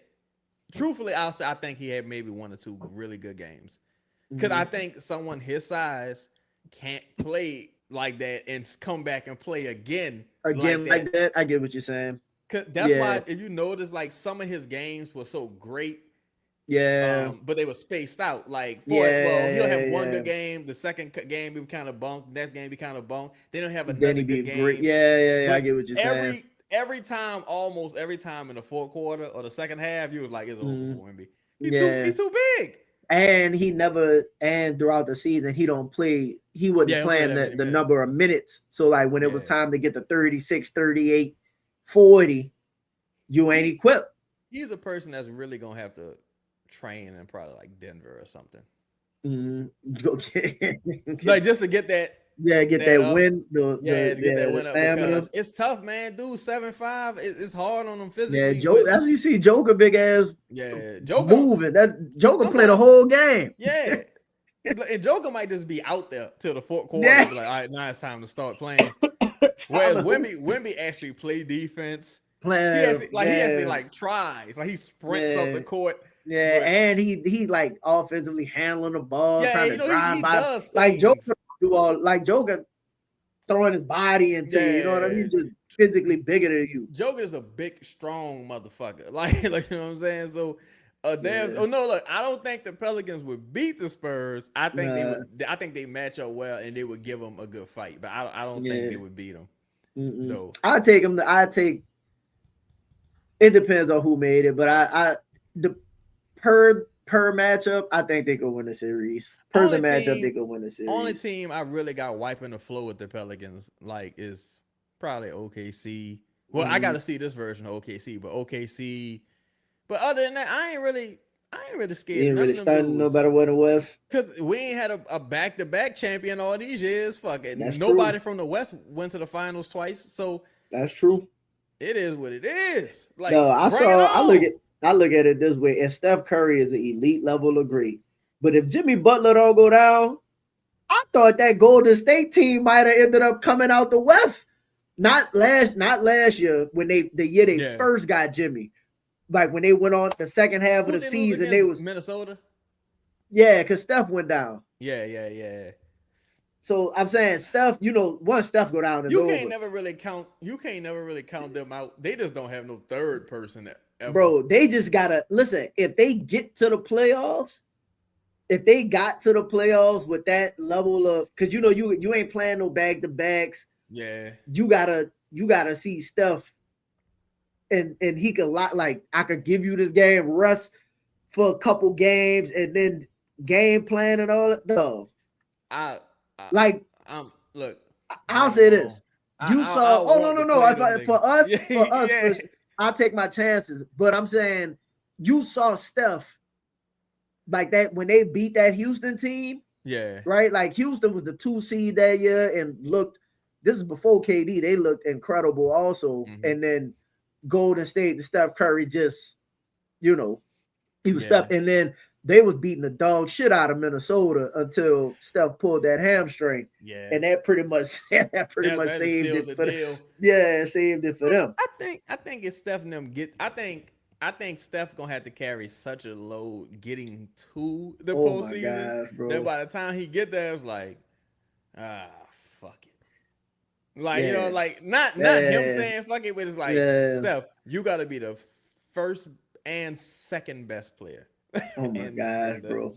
That's gonna be an interesting. I'm excited for this. But to your point, and that was pretty much all I had. I think matchup dependent, they could win the series. But I do think they could get to the playoffs. Yeah, I think they get there. I think once you get to the postseason, anything goes. I think Mosley is so much of an upgrade over Willie Green and Borrego, and I think them going, because the thing about the 49 win season, and shout out to, I can't remember who was said it on the show too, and maybe we talked about it before. If he around, one thing I will say, I hope Yaxel pans out, but I like Yaxel.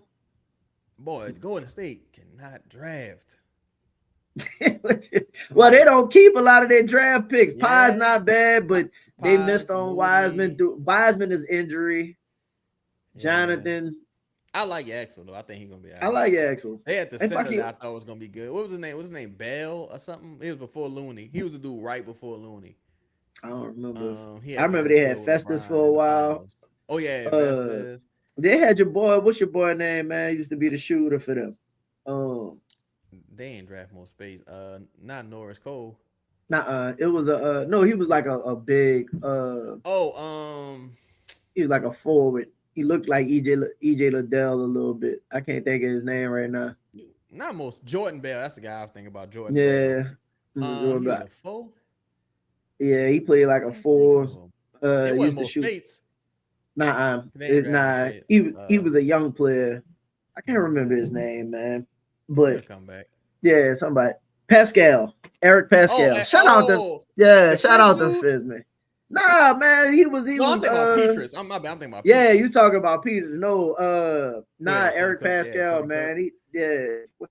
Bro, them dudes used to have Golden Them State. dudes used to be able to just get a bunch of random people. Like, no, but when you had because at one time, long as you had Steph and Clay, Clay, and Draymond, everybody else was kind of bro. They had interchangeable. Iguodala, Sean Livingston, Leandro Barbosa. Them bitches was loaded. Them That's dudes had a lot of good people. Yeah.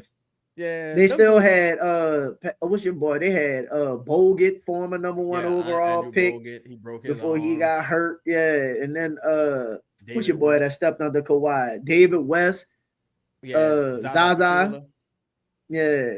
What and then you add KD.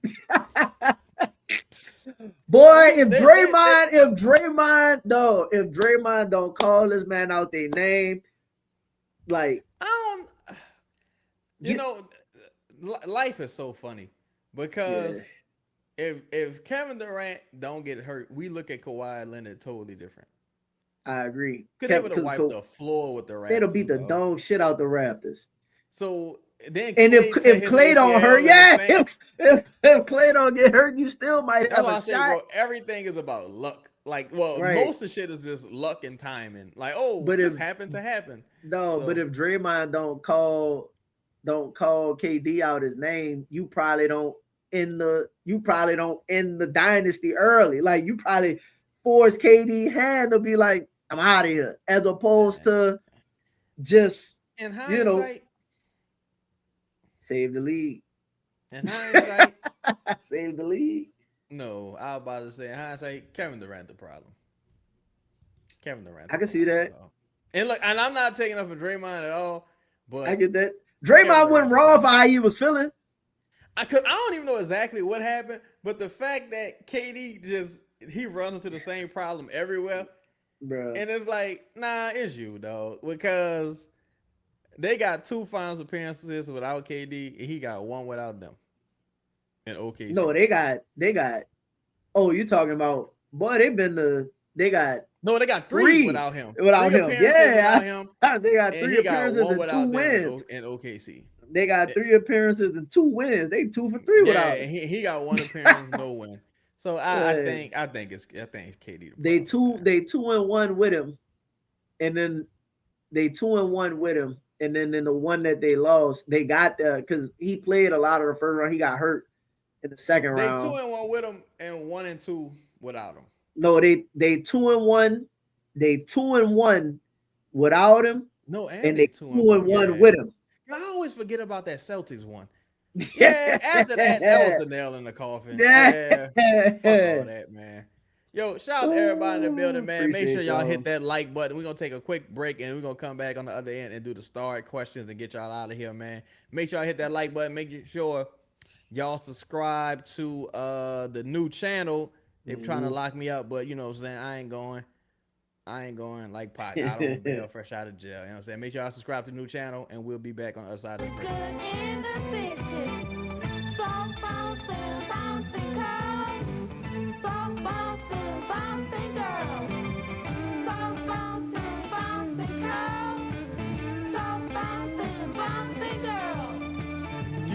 Charles is my name. Jewel Curl is my fame. You could be, you need to know. I'm your hairdresser who really knows. That's a cold ass record right there. Shout out to everybody in the building, man. Make sure y'all hit the like button. Get to these star questions. Jimmy Horn Jr. said, "Whoa, do we have an opportunity to have one of the better bench units with potential signing of Ben McNamara? I say Ben McNamara. Ben Mathurin. He said Ben Mac. I was like, But yeah. Ben Mathurin, Poole, Fizz, Queen, baby. I think so. I absolutely think so. I think it would force one of those guys to start though. Yeah, somebody. I think he might be saying Ben McGowan's, maybe saying McGowan's. Ben and maybe saying it's Ben, Bryce McGowan's, Poole, Fair, Queen, and maybe. That's a lot of talent on that second unit. That's a lot of talent on that second unit for real. I will say I'd rather have a player like Ben Mathurin, especially if you just swap, like if it's just Hawkins for Ben Mathurin, right? Like move Hawkins, bring in Ben Mathurin, because another thing like you always got to account for is injury. People always get hurt, and if you have a player like Ben Mathurin, Sadiq Bey that can easily, like, you just not really losing much. If somebody does go down, I think you're able to sustain throughout the season. And everybody not reliable. I mean, to be 100. Honest, it give you another person to throw out there. Who that say is building a new arena somewhere in New Orleans completely off the table? And I think they're looking at the Riverwalk, right? I don't know. I know they talking about extending the lease to the Smoothie King Center and doing renovations and whatnot. I think it's more likely that they do renovations than a new arena. Like I can't see that. Because you can walk from right there to the Superdome. Yeah. You go ahead. Something crazy would have to happen for them to be like, we building a new arena for the Pelicans. Like it would just take too much time, bro. Like you're talking about that shit would become someone's career. Bro, that one job would become someone's career, bro. That it would take a long time. Think about this. Golden State was in their place for a long time, but Golden State got, and like a lot of places are getting new arenas, so this don't necessarily have to be the case.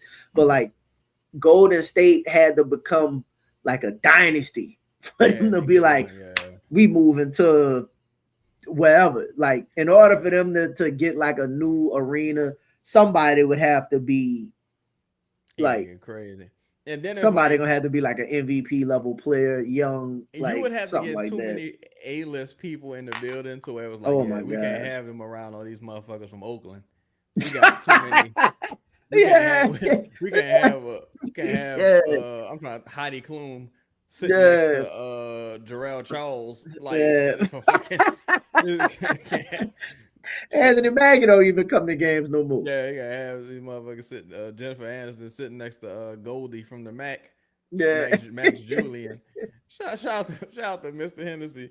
He say, is Trey still training with the same people we got hurt with the last 2 seasons? Well, he got hurt during the regular season with the shoulder injury. I think I'm not sure if this is the same team or not. I would have to ask.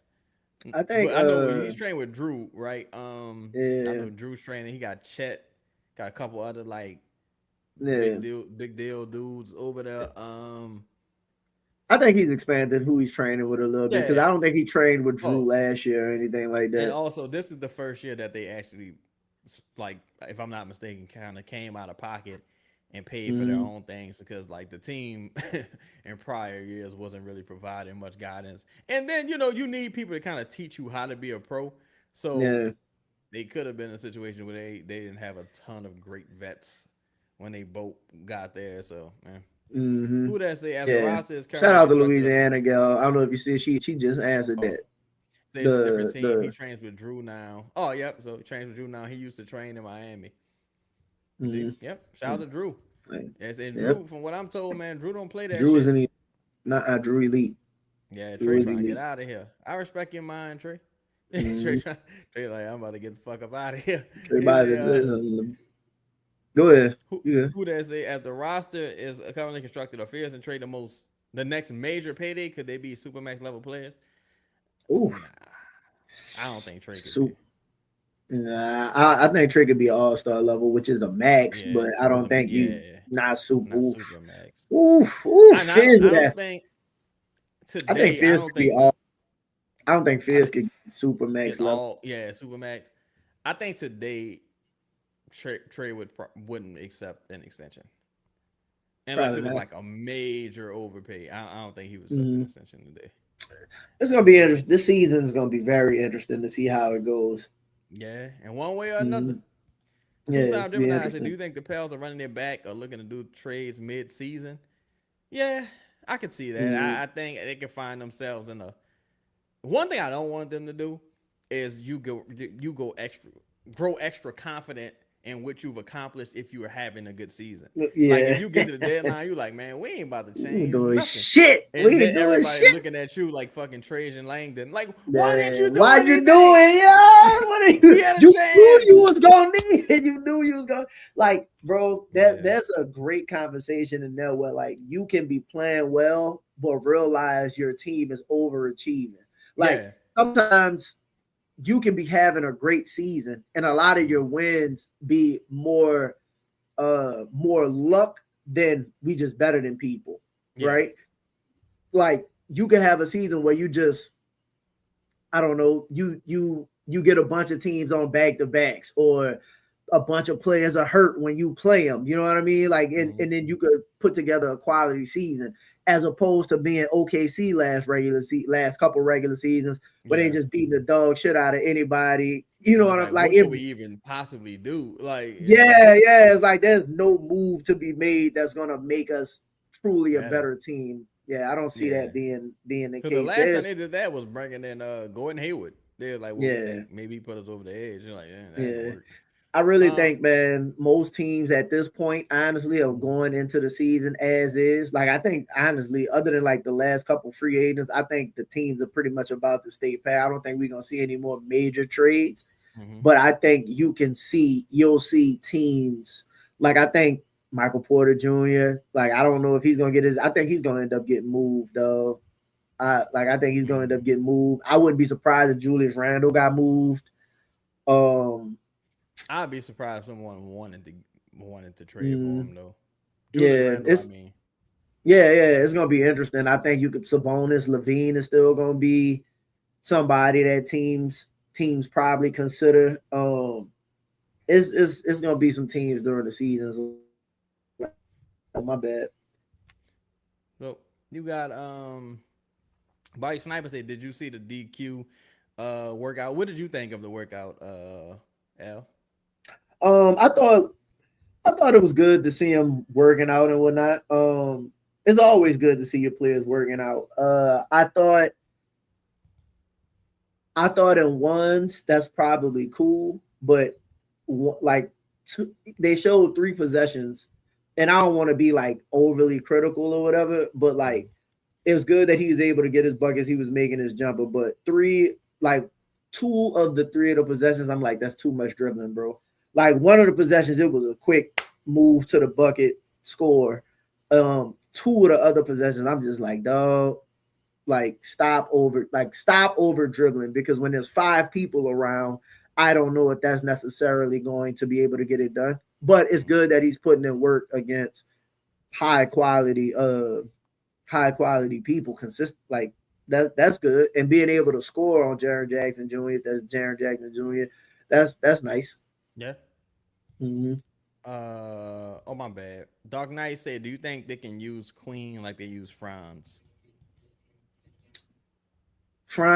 Remember we had that conversation before when I was like, it's hard to really describe Franz like play style, because I'm sorry, it's on Cullen's channel, Fist of Black Star. I'm sorry, Al, go ahead. Yeah, it was it's on Cullen's page, and it was I think DeAndre Jordan posted it on Instagram in his story. One of the two, but it's hard to compare them two, because Franz is a more athletic player and Franz is more of a scorer. He's not really a playmaker. You know what I mean? So I get why you would say that, but I think they're 2 different types of players. So I would say you could see it being more like a Wendell Carter that was able to handle the ball a little bit more. Oh, shout out to Lonnie Walker. 1-year deal with the Good. Denver Nuggets. Good for him. Oof. What That boy is keep a Denver job. doing, dog? What is Denver doing, bro? Denver is in a very weird What, space right now. what is Denver doing? That's what I'm Did they saying, get the bro. what is Denver That's what doing? I'm saying, bro. If you had them two first, bro, you could have traded for Peyton Watson probably. Mm, It's gonna be tough for them. They getting to the point where they got too many fucking players. So, mm, eh, see if it's yeah. guaranteed or not. But Shout out coming to out yeah, from they do. think the Nuggets fall off this year with the Watson drama.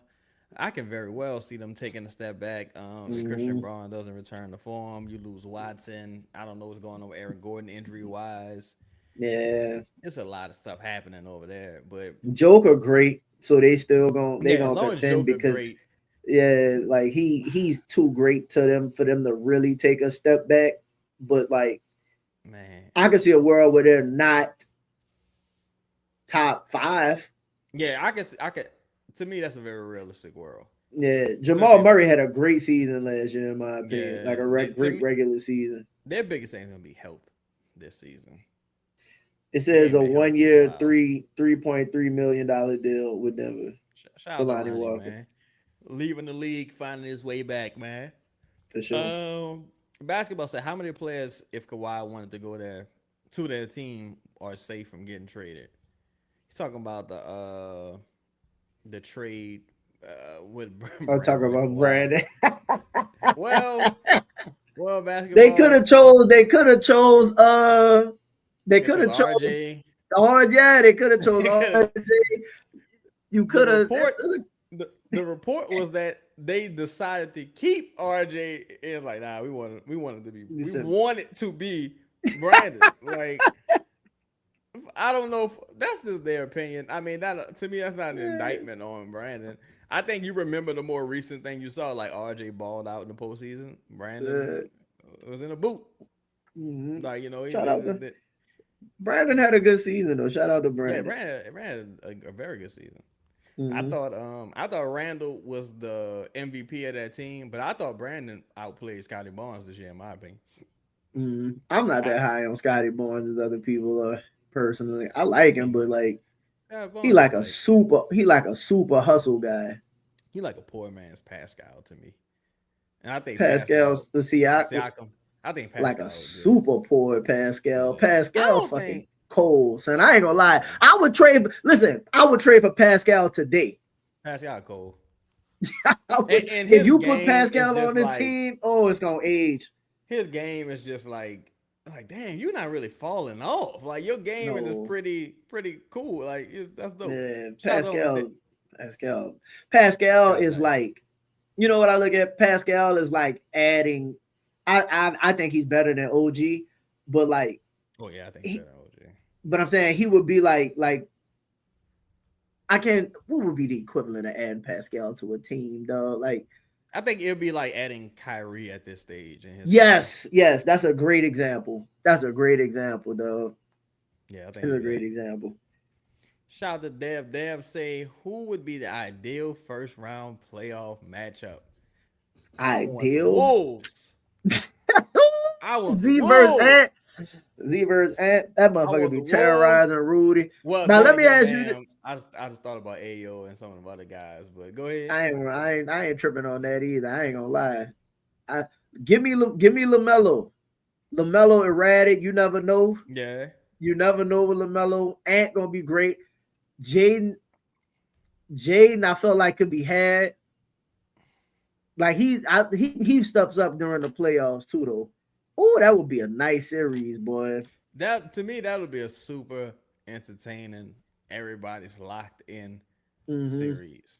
Yeah, like everybody is locked in, and that's why I'm really like, yo, that's the one. Like to me, that would be my preference. I think I'll say this: if they played Minnesota, they would think they could win. Yeah, like I think they would look at Minnesota and be like, we could be like, you know how they got some team. Like example would be when the Warriors played Dallas years ago. The We Believe team.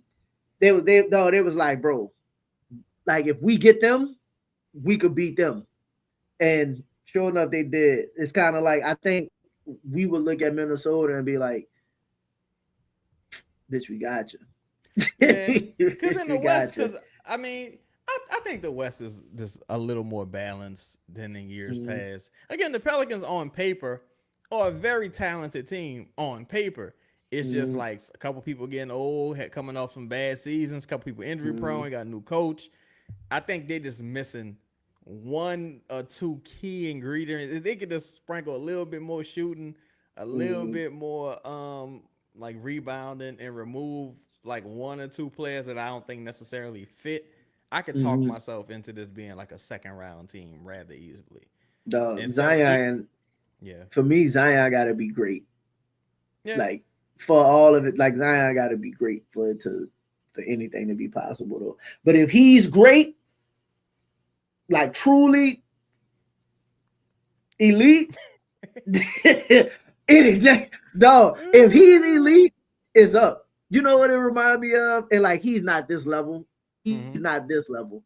But like when Embiid just is great, it's like he not Yeah. Embiid, but like you know when Embiid be like, all right, bitch, I'm Yeah. about to be I'm 300 pounds, bro. Like it's yeah. nothing.